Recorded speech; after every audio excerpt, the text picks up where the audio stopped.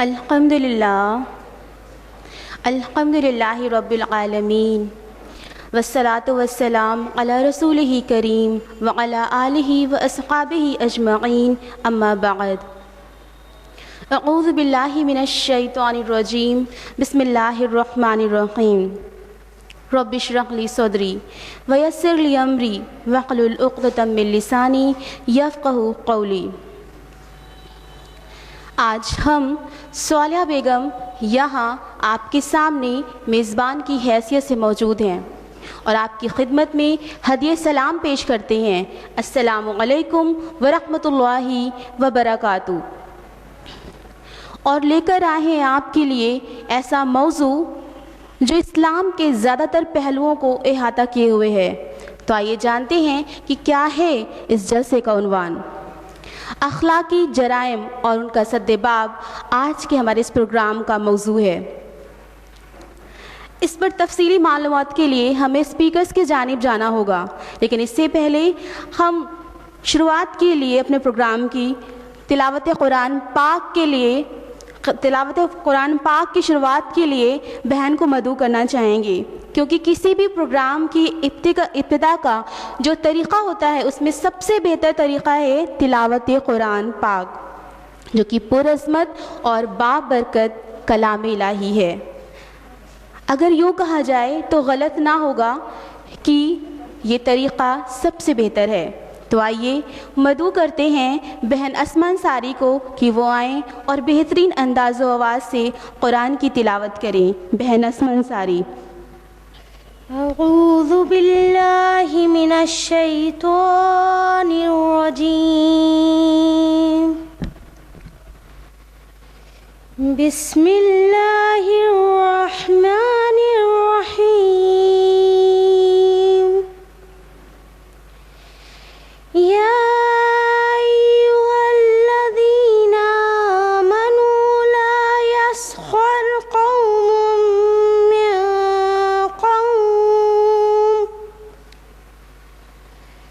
من قوم عسى أن يكونوا خيرا منهم ولا نساء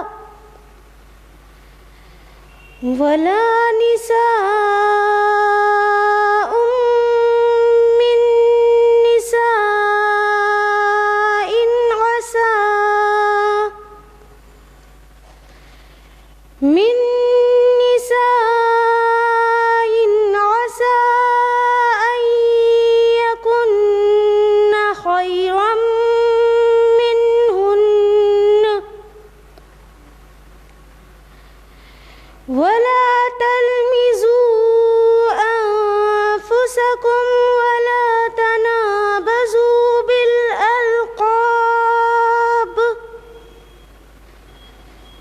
بئس الاسم الفسوق بعد الإيمان، ومن لم يتب فأولئك هم الظالمون۔ یا ایہا الذین آمنوا اجتنبوا کثیرا من الظن ان بعض الظن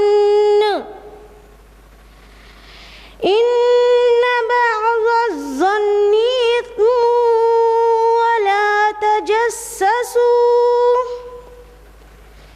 ولا تجسسوا ولا يغتب بعضكم بعضا،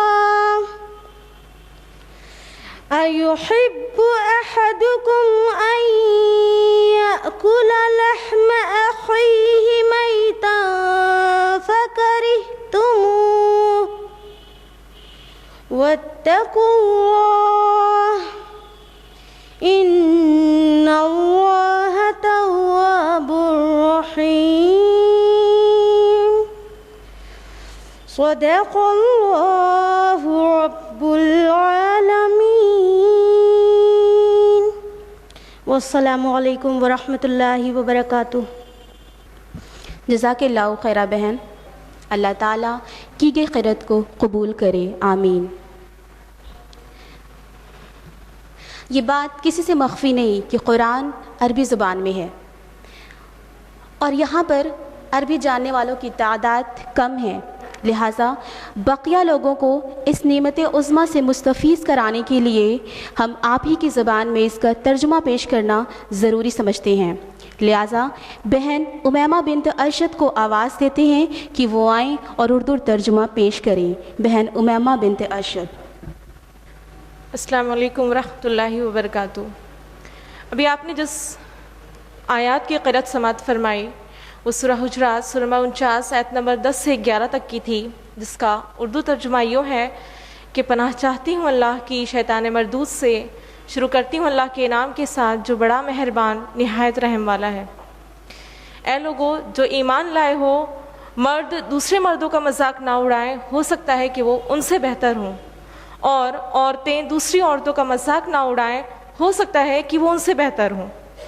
آپس میں ایک دوسرے کو تان نہ کرو اور نہ ہی ایک دوسرے کو برے القاب سے یاد کرو، اور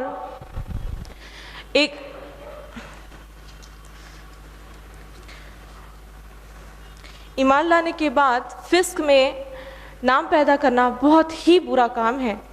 جو لوگ اس روش سے باز نہ آئیں وہی ظالم ہیں۔ اے لوگو جو ایمان لائے ہو، بہت ہی گمان کرنے سے بچو کہ بعض گمان گناہ ہوتے ہیں۔ تجسس نہ کرو اور تم میں سے کوئی کسی کی غیبت نہ کرے۔ کیا تمہارے اندر کوئی ایسا ہے جو اپنے مرے ہوئے بھائی کا گوشت کھانا پسند کرے گا؟ دیکھو تم خود اس سے گھن کھاتے ہو۔ اللہ سے ڈرو، اللہ بڑا توبہ قبول کرنے والا اور رحیم ہے۔ جزاکم اللہ خیر، السلام علیکم ورحمۃ اللہ وبرکاتہ۔ جزاک اللہ خیرہ سسٹر۔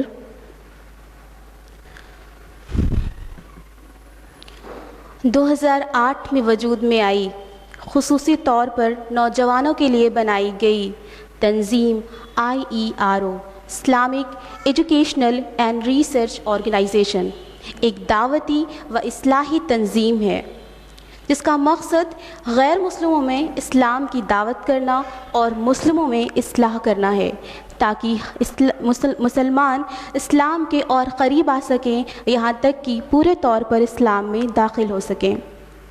اس بہترین اور اعلیٰ مقصد کو پورا کرنے کے لیے تنظیم لگاتار کوششیں اور محنتیں کر رہی ہے، جیسا کہ چھوٹے بڑے لیکچرز، سمپوزیا، سیمینارز، بک فیئر میں اسلامک بک سٹال کا لگانا، الہ آباد کے باہر IERO کے اسپیکرز کا اسپیچز دینا، اور غیر مسلموں میں کچھ کتابوں اور قرآن کا مفت میں ڈسٹریبیوشن کرنا، اور اس کے علاوہ کئی کوششیں لگاتار IERO کی جانب سے جاری ہیں۔ تنظیم کے ریگولر پروگرام ہیں: خواتین کے لیے ہر جمعہ 1.5 گھنٹے کا پروگرام کنڈکٹ کرایا جاتا ہے، جس کی ٹائمنگ ہے 2:30 سے 4، اور اسی طرح جینٹس کے لیے 1 گھنٹے کا پروگرام 10 سے 11 کے بیچ ہر اتوار تقویٰ اسلامک اسکول کی بلڈنگ کنڈکٹ کرایا جاتا ہے، اور اس پروگرام کے ذریعے ہمیں درس قرآن و سیرت و حدیث کے بارے میں بتایا جاتا ہے۔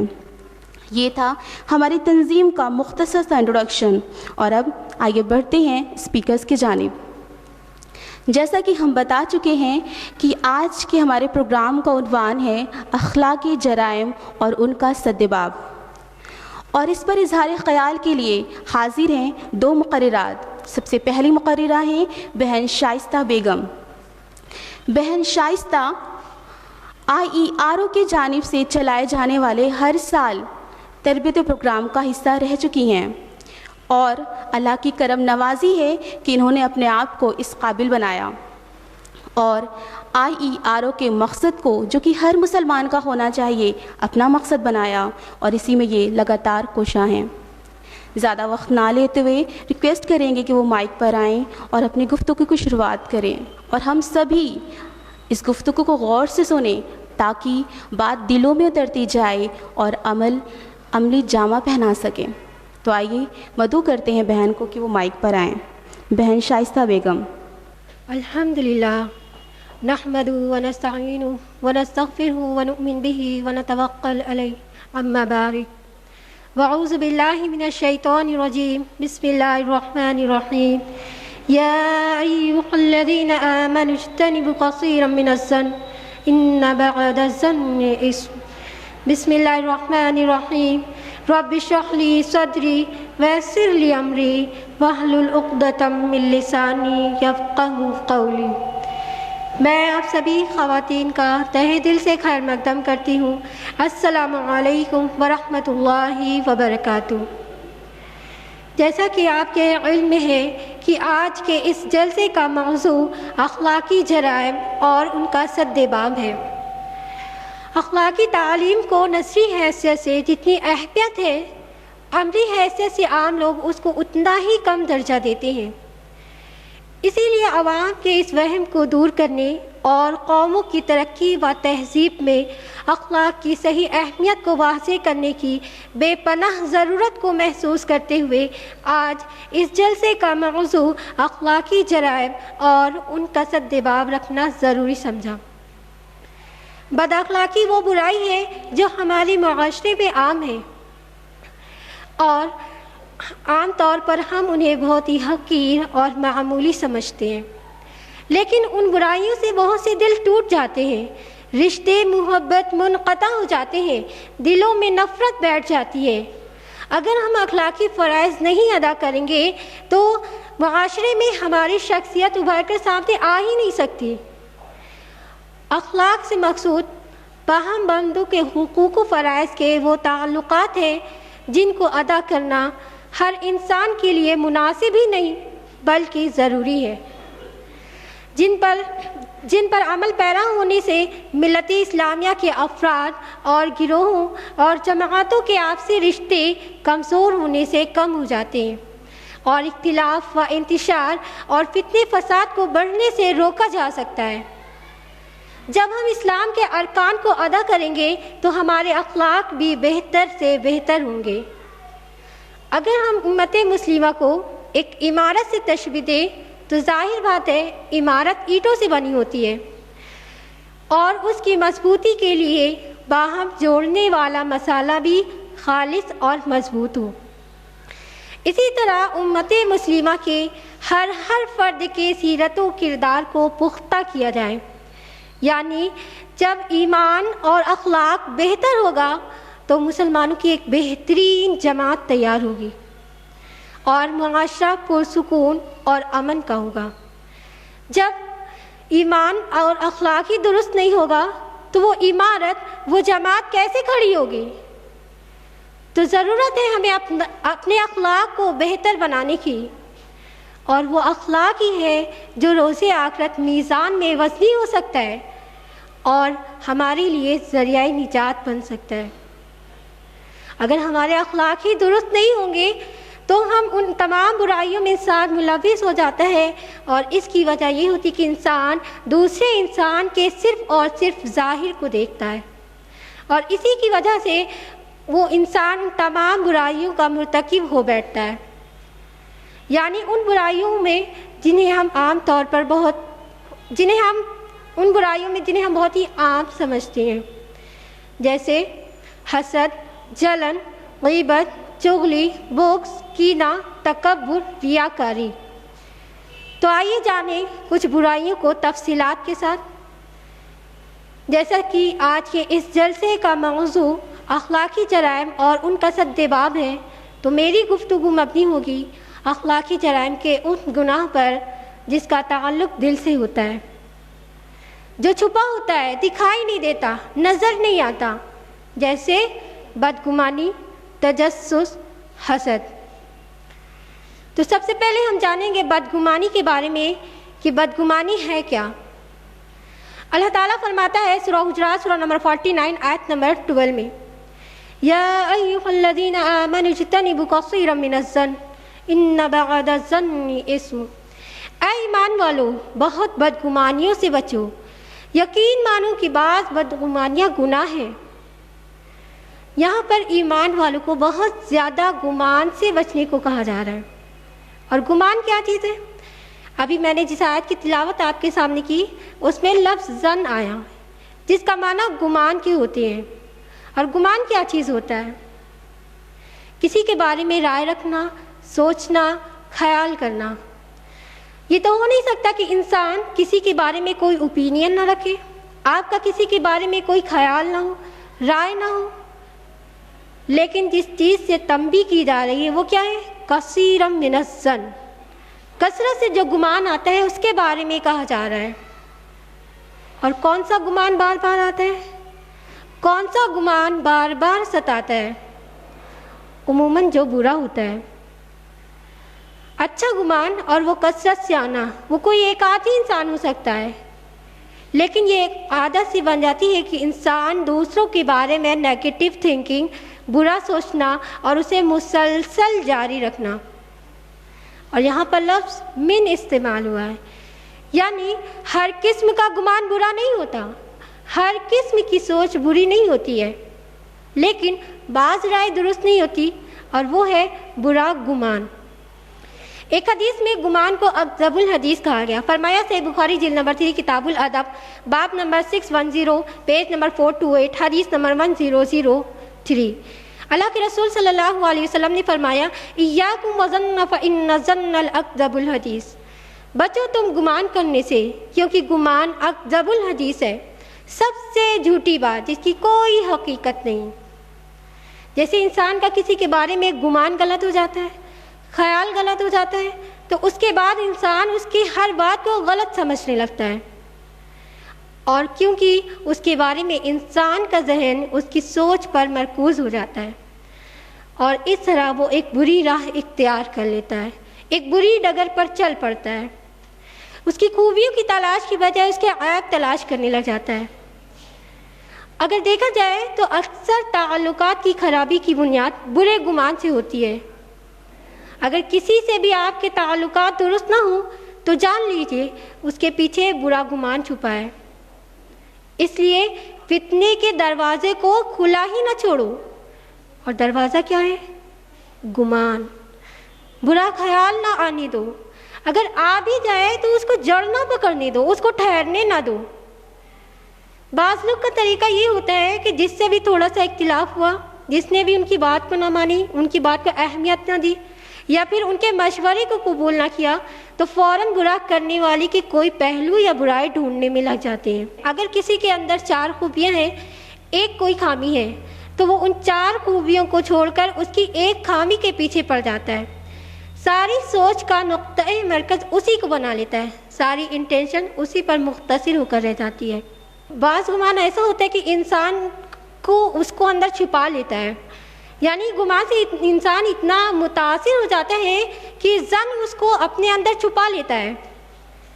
جیسے تیز آندھی چلتی ہے نا تو غبار ہی غبار ہوتا ہے، بادلوں کی وجہ سے آسمان واضح نہیں ہو پاتا، ٹھیک اسی طرح برا گمان انسان کے دل و دماغ پر اس طرح حاوی ہو جاتا ہے کہ اس کے پیچھے انسان صاف چیزیں دیکھ ہی نہیں سکتا، اس کی کوئی اچھائی، کوئی خوبی اس کو نظر ہی نہیں آتی، اور اس طرح وہ حق اور باطل میں فرق نہیں کر پاتا۔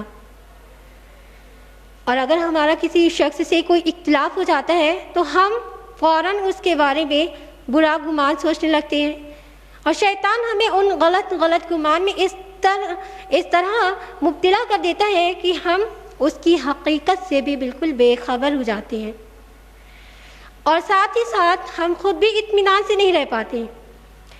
یعنی برا گمان انسان کے اندر بے چینی اور بے سکونی بھی پیدا کر دیتا ہے۔ لیکن ہر گمان برا نہیں ہوتا، بعض گمان اچھا بھی ہوتا ہے، اور اچھا گمان انسان کو پسندیدہ اور مطلوب ہوتا ہے، اور وہ یہ کہ اللہ تعالیٰ کے بارے میں اچھا گمان رکھنا، رسول اللہ صلی اللہ علیہ وسلم کے بارے میں اچھا گمان رکھنا، نیک لوگوں کے بارے میں اچھا گمان رکھنا۔ اللہ کے رسول کی حدیث ہے، ابو داؤد جلد نمبر 3 کتاب الادب باب نمبر 504 پیج نمبر 590 to 591 حدیث نمبر 1558۔ ابو ہریرہ رضی اللہ عنہ سے روایت ہے کہ آپ صلی اللہ علیہ وسلم نے فرمایا کہ نیک گمان رکھنا اچھی عبادت ہے، یعنی جب تک ہمیں اپنے رب سے، اپنے رسول صلی اللہ علیہ وسلم سے اور نیک لوگوں کے متعلق اچھا گمان نہیں ہوگا، تب تک ہم حقیقی طور پر مومن ہی نہیں کہلائے جائیں گے، کیونکہ ایک مومن ہمیشہ گمان کرتا ہے کہ اس کا رب ہی اس کی ضروریات کو پوری کرنے والا ہے، وہی اس کا نگہبان ہے، وہی اس کا حاکم ہے، وہ ہمیشہ اپنے دل کو برے گمان سے پاک رکھتا ہے۔ جیسے ایک صفائی پسند انسان اپنے آس پاس کی گندگی برداشت نہیں کر سکتا، اسی طرح ایک مومن اپنے دل پر کسی بھی قسم کی گندگی برداشت نہیں کر سکتا۔ وہ ہمیشہ اپنے دل کو برے گمان سے پاک رکھتا ہے، اور جو گمان برا ہوتا ہے اسے انسان بغیر کسی دلیل، بغیر کسی ثبوت کے دوسروں پر الزام لگاتا ہے۔ مثال کے طور پر جب حضرت عائشہ رضی اللہ عنہا پر بہتان لگا تھا، وہ کیا تھا؟ وہ ایک مس انڈرسٹینڈنگ ہی تو تھی کہ کچھ لوگوں نے سنا اور خاموش رہے، اور کچھ لوگ اسے لے کر آگے چلے۔ تو اللہ تعالیٰ نے فرمایا قرآن مجید میں سورہ نور سورہ نمبر 24 آیت نمبر 12 میں، لولا اذ سمعتم ظن المؤمنون والمؤمنات، اسے سنتے ہی مومن مردوں عورتوں نے نیک گمان کیوں نہ کیا؟ یعنی اس وقت جب حضرت عائشہ رضی اللہ عنہا کو دیکھ کر غلط گمان کر لیا گیا تھا اور افواہیں اس قدر مدینہ میں پھیل گئی تھی کہ اللہ تعالیٰ نے قرآن کی آیت نازل کر دی، اور وہ آیت صرف ان لوگوں کے لیے وارننگ نہیں تھی کہ تم لوگوں نے اچھا گمان کیوں نہ کیا، وہ آیت آج ہمارے لیے بھی ہے، کیونکہ قرآن مجید تو قیامت تک کے لوگوں کے لیے نازل ہوا ہے۔ آج ہم قرآن کی تلاوت تو کرتی ہیں، لیکن اگر ہم اپنے عمل کا جائزہ لیں تو ہمیں پتہ چلے گا کہ ہم کس جگہ کھڑے ہیں۔ موجودہ حال یہ ہے کہ آج کل کی مجلسیں اللہ کے ذکر سے خالی اور بدگمانیوں اور طرح طرح کی برائیوں سے سجائی جاتی ہیں۔ کسی بھی پارٹی کو ہم نے اٹینڈ کیا، لوگوں کی چال چلن کو دیکھ کر گمان کرنے لگتے ہیں کہ فلاں ایسا فلاں ایسا، یعنی ہمارا تو یہ حال ہے کہ ہم اپنے پہچان کے لوگوں کے بارے میں دور کی بات، انجان لوگوں کے بارے میں بھی ایسی رائے رکھ لیتے ہیں جن کا اندازہ نہیں لگایا جا سکتا، جبکہ ایک مومن کا شیوہ یہ ہونا چاہیے کہ اگر اسے کسی کا عیب نظر آ جائے تو لوگوں میں اس کی حیا کرنے کی بجائے اس کی پردہ پوشی کر لے۔ اور پردہ پوشی کرنے والے شخص کے بارے میں اللہ کے رسول صلی اللہ علیہ وسلم نے خوشخبری سنائی ہے۔ فرمایا ابو داؤد جلد نمبر 3 کتاب الادب پیج نمبر 558 باب نمبر 460 حدیث نمبر 1460، آپ صلی اللہ علیہ وسلم نے فرمایا کہ جس نے کسی کی عیب پوشی کی اس نے گویا زندہ دفن کی ہوئی لڑکی کی زندگی بخشی۔ اتنی بڑی خوشخبری اللہ کے رسول صلی اللہ علیہ وسلم نے سنائی کہ ایک انسان کسی کے عیب کو ظاہر کرنے سے پہلے تو 100 مرتبہ ضرور سوچے گا۔ اللہ تعالیٰ نے جن چیزوں کو حرام کیا وہ تو حرام ہے، برا گمان، سوچنا، خیال کرنا۔ اسلام چاہتا ہے کہ معاشرے کے اندر قلوب کی صفائی اور باہمی اعتماد ہو، شک و شبہات، وہم و گمان کی گندگی نہ ہو۔ اگر کوئی شخص ایسا کام کر رہا ہو یا کسی ایسی حالت میں ہو جس سے دوسروں کو بدگمانی کا موقع ملے تو وہ اس بدگمانی کو دور کر دے تاکہ دوسرا فتنے میں نہ پڑے، اور اس کی مثال خود آپ صلی اللہ علیہ وسلم نے پیش فرمایا صحیح مسلم جلد نمبر 5 سے کتاب السلام پیج نمبر 362۔ ایک دفعہ آپ صلی اللہ علیہ وسلم اعتکاف میں بیٹھے تھے، رات کو ازواج مطہرات رضی اللہ عنہن میں سے کوئی آپ سے ملنے آئی اور آپ صلی اللہ علیہ وسلم ان کو واپس پہنچانے چلے کہ راستے میں کچھ انصاری آ گئے، اور وہ آپ صلی اللہ علیہ وسلم کو کسی عورت کے ساتھ دیکھ کر اپنے آنے کو بے موقع سمجھا اور واپس جانے لگے۔ آپ صلی اللہ علیہ وسلم نے فوراً آواز دی اور فرمایا یہ میری فلاں بیوی ہے۔ انہوں نے کہا یا رسول اللہ صلی اللہ علیہ وسلم، اگر مجھے کسی کے بارے میں بدگمانی کرنی ہوتی تو آپ کے بارے میں کرتا۔ تو اللہ کے رسول صلی اللہ علیہ وسلم نے کیا فرمایا؟ آپ صلی اللہ علیہ وسلم نے فرمایا کہ شیطان انسان کے جسم میں خون کی طرح دوڑ جاتا ہے۔ اس حدیث کو سننے کے باوجود اگر ہم نے شیطان کی پیروی کی، بغیر کسی دلیل، بغیر کسی بنیاد پر کسی مسلمان بھائی کے بارے میں اپنے دل میں برا خیال رکھ لیا یا غلط رائے قائم کر لی تو یہ گناہ ہے، یہ گناہ ہے۔ اللہ تعالیٰ کے ہاں اس کی پکڑ ہوگی اور ہم سب کو اس پر سزا بھگتنی پڑے گی۔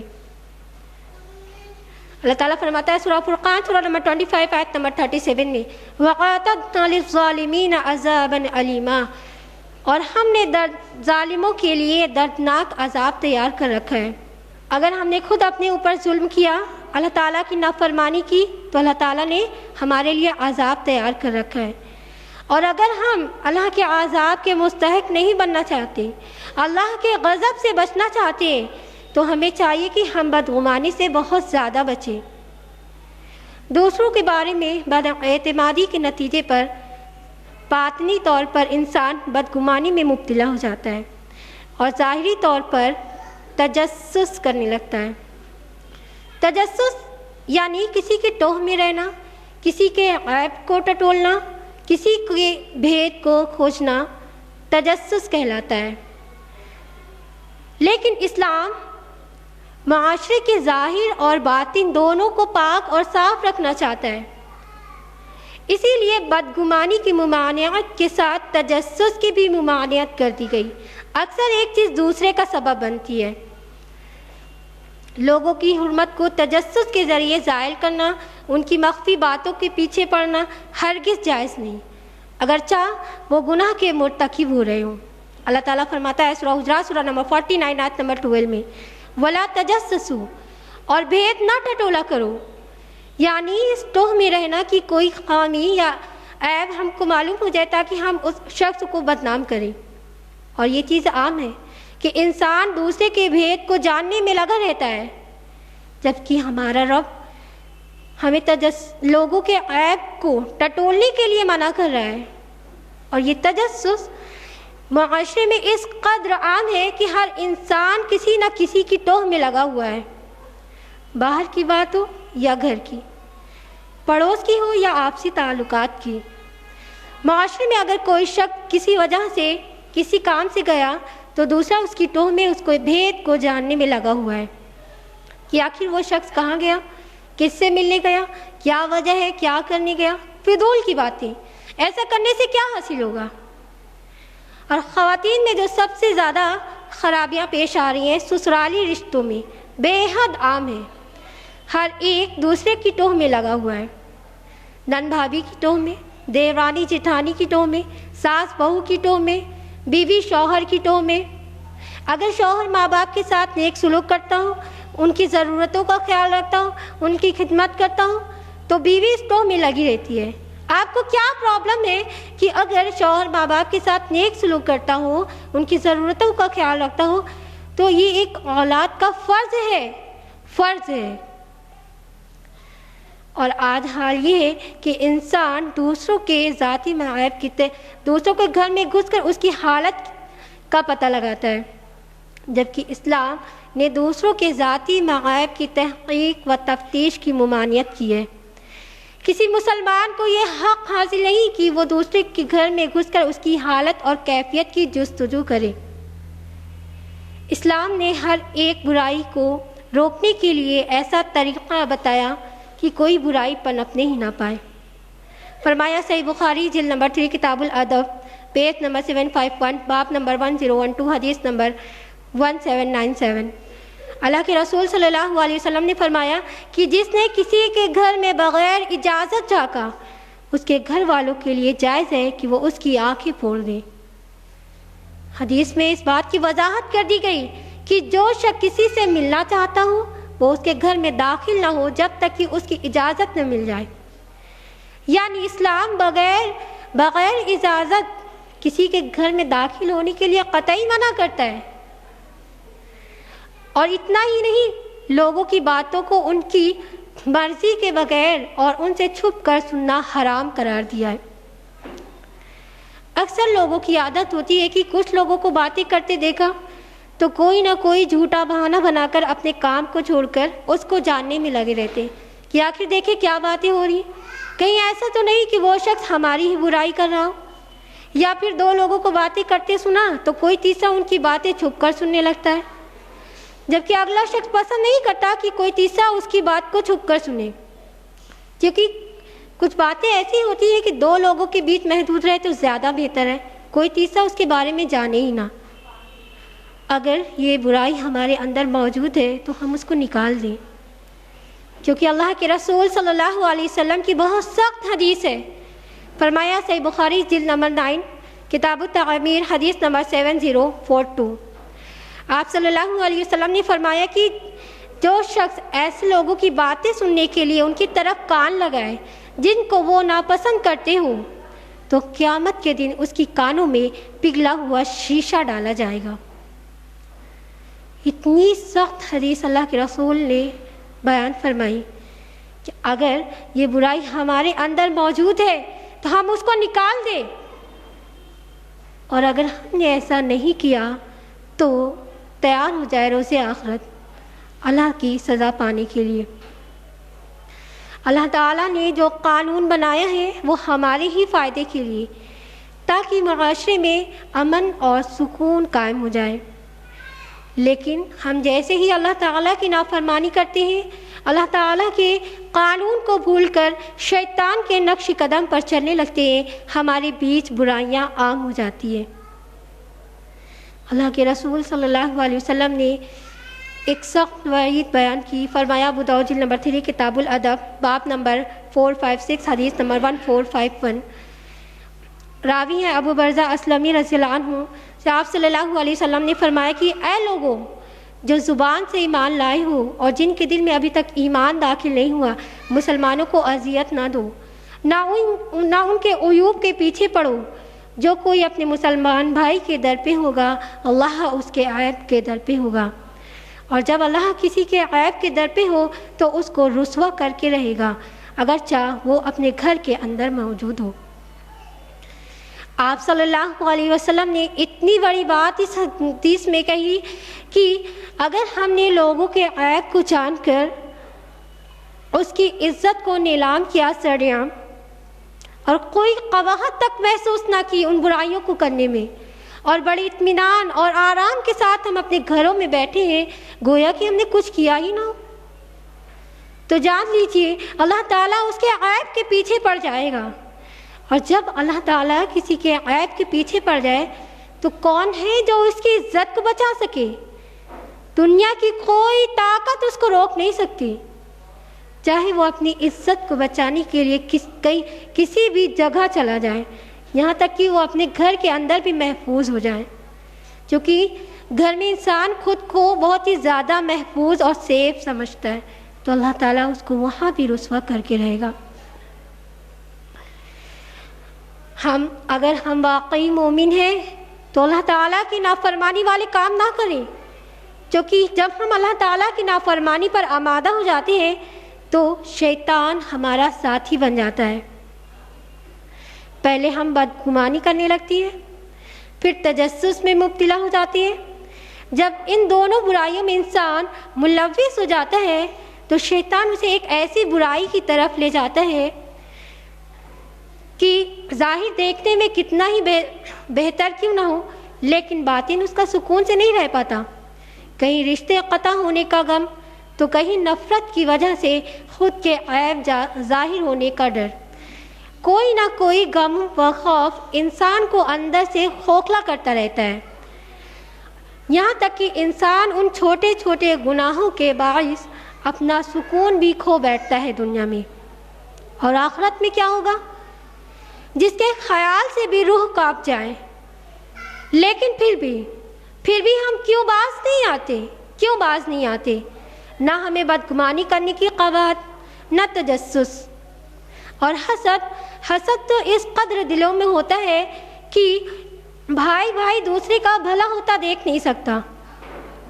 لیکن اگر اللہ تعالیٰ ایک شخص پر کوئی احسان کرے، مثال کے طور پر اس کو علم، فضل، مال دولت، عزت، شہرت یا کوئی اور دینی یا دنیاوی نعمت عطا فرمائے، جس کو دیکھ کر اگلے شخص کے دل میں بھی خواہش پیدا ہو کہ اللہ تعالیٰ اس کو بھی یہ نعمت عطا فرمائے، تو اس کو رشک کہتے ہیں، اور رشک کرنا جائز ہے۔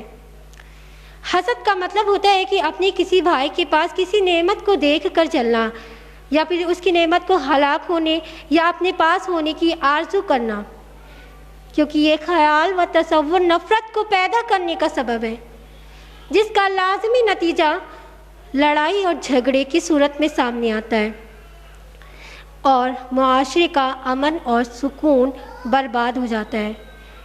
اسی لیے دین اسلام حسد کو قطعاً پسند نہیں کرتا، بلکہ حسد جیسی لعنت کی مذمت کرتا ہے۔ عہد رسالت میں اللہ تعالیٰ نے مسلمانوں پر اپنا خاص احسان یہ کیا تھا کہ ان کو قرآن و ایمان کی دولت عطا فرمائی تھی، جس کو دیکھ کر مسلمانوں کے دشمن یعنی یہود جلا کرتے تھے۔ فرمایا سورہ نساء سورہ نمبر 4 آیت نمبر 54 میں، ام یحسدون الناس علی ما آتاہم اللہ من فضل، کیا یہ لوگوں سے حسد کرتے ہیں اس فضل پر جو اللہ تعالیٰ نے ان کو عطا کیا، یعنی قرآن مجید۔ موسیٰ علیہ السلام کی قوم چونکہ یہود تھی اور اللہ تعالیٰ نے ان پر بہت احسانات کیا ہوا تھا، تمام قوموں میں سب سے زیادہ شرف و امتیاز ان کو حاصل تھا، لیکن جب انہوں نے اپنی زندگی تورات کے احکام کے مطابق نہ گزاری اور اللہ تعالیٰ کی نافرمانی کی تو اللہ تعالیٰ نے اس امت محمدیہ کو اس شرف و امتیاز سے نوازا، یعنی قرآن جیسی عظیم نعمت سے۔ انہیں اس بات سے زیادہ حسد تھا کہ اللہ تعالیٰ نے آخری رسول صلی اللہ علیہ وسلم کو بنی اسرائیل کی بجائے بنی اسماعیل سے کیوں بھیجا، اور یہی وجہ ہے کہ آج بھی یہود مسلمانوں سے جلا کرتے ہیں، آج بھی وہ مسلمانوں کے دشمن بنے ہوئے ہیں۔ انسان کے دل میں بغض اور کینہ اس قدر ہوتا ہے کہ وہ اپنے دشمن کو خوش ہوتا دیکھ ہی نہیں سکتا، وہ بس یہی خواہش کرتا ہے کہ اس پر کوئی نہ کوئی مصیبت آئے تاکہ اسے پریشانی میں دیکھ کر خوش ہوتا رہے۔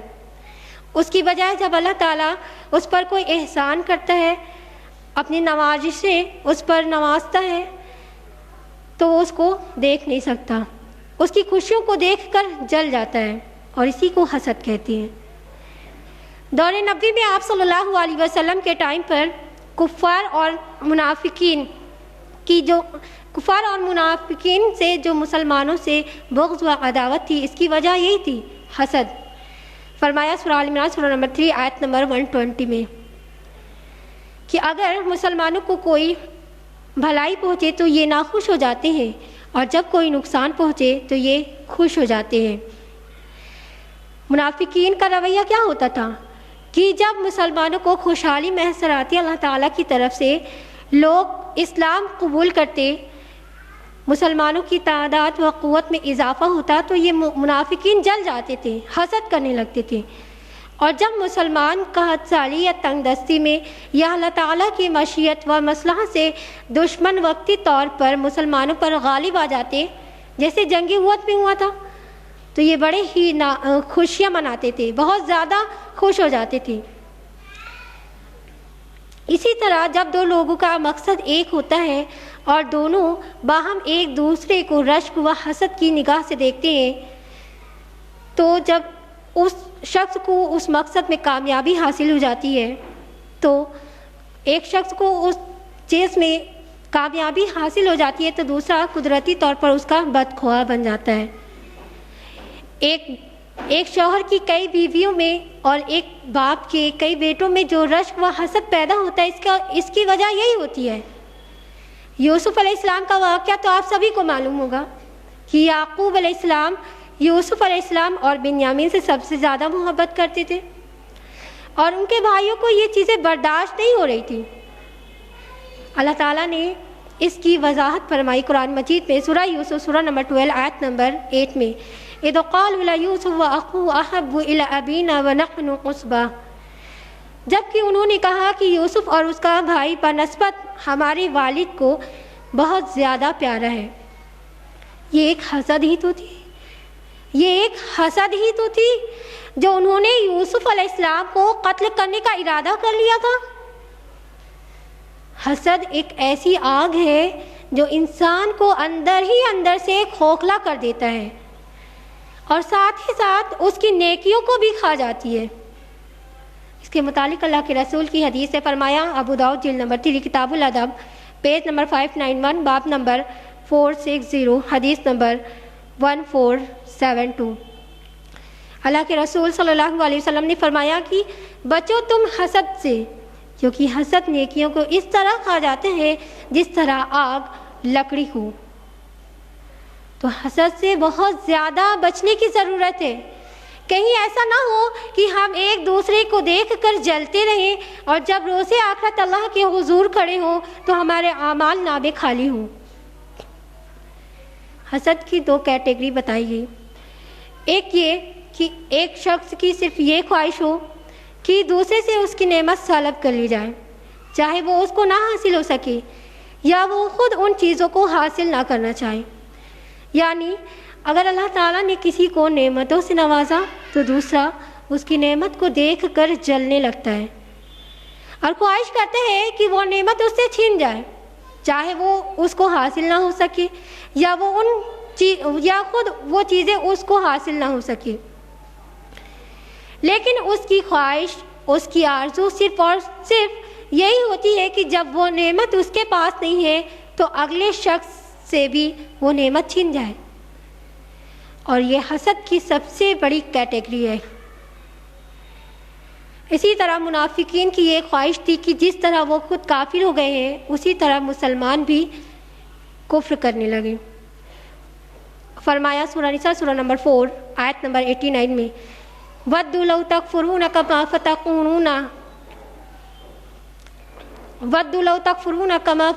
فَتَكُونُونَ عَلَى سَوَاءٍ۔ منافقوں کی یہ خواہش ہے کہ جس طرح وہ خود کافر ہو گئے ہیں اسی طرح تم مسلمان بھی کفر کرنے لگو تاکہ وہ اور تم سب ایک ہی طرح کے ہو جاؤ۔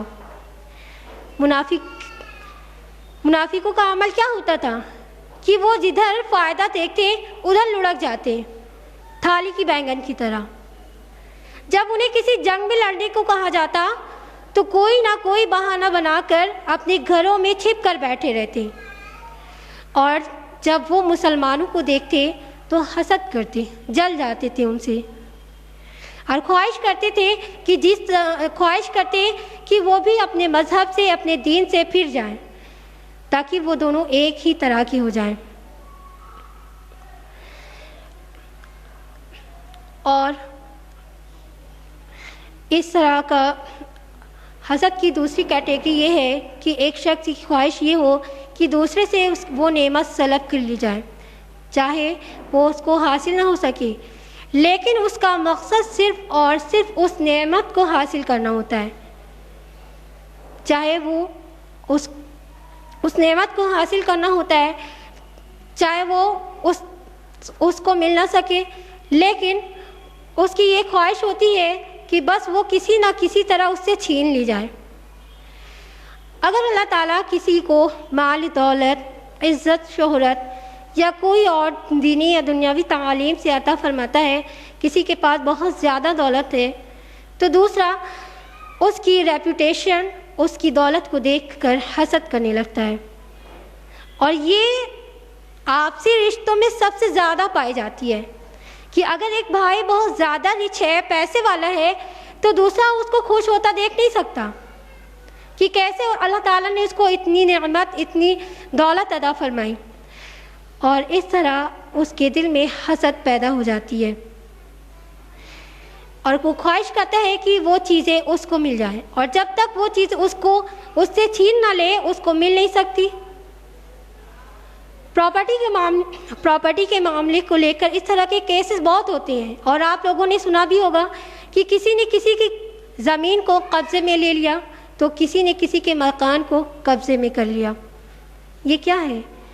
یہ ایک حسد ہی تو ہے کہ ایک انسان دوسرے انسان کو خوش ہوتا دیکھ ہی نہیں سکتا، اور جب تک وہ نعمت اس سے چھین نہ لے اس کو مل نہیں سکتی۔ سوچیے ذرا کہ حسد کی بنا پر رشتوں میں درار آ جاتی ہے، رشتے قطع ہو جاتے ہیں، بھائی ایک دوسرے کے دشمن بن جاتے ہیں، دلوں میں بغض اور کینہ پیدا ہو جاتا ہے۔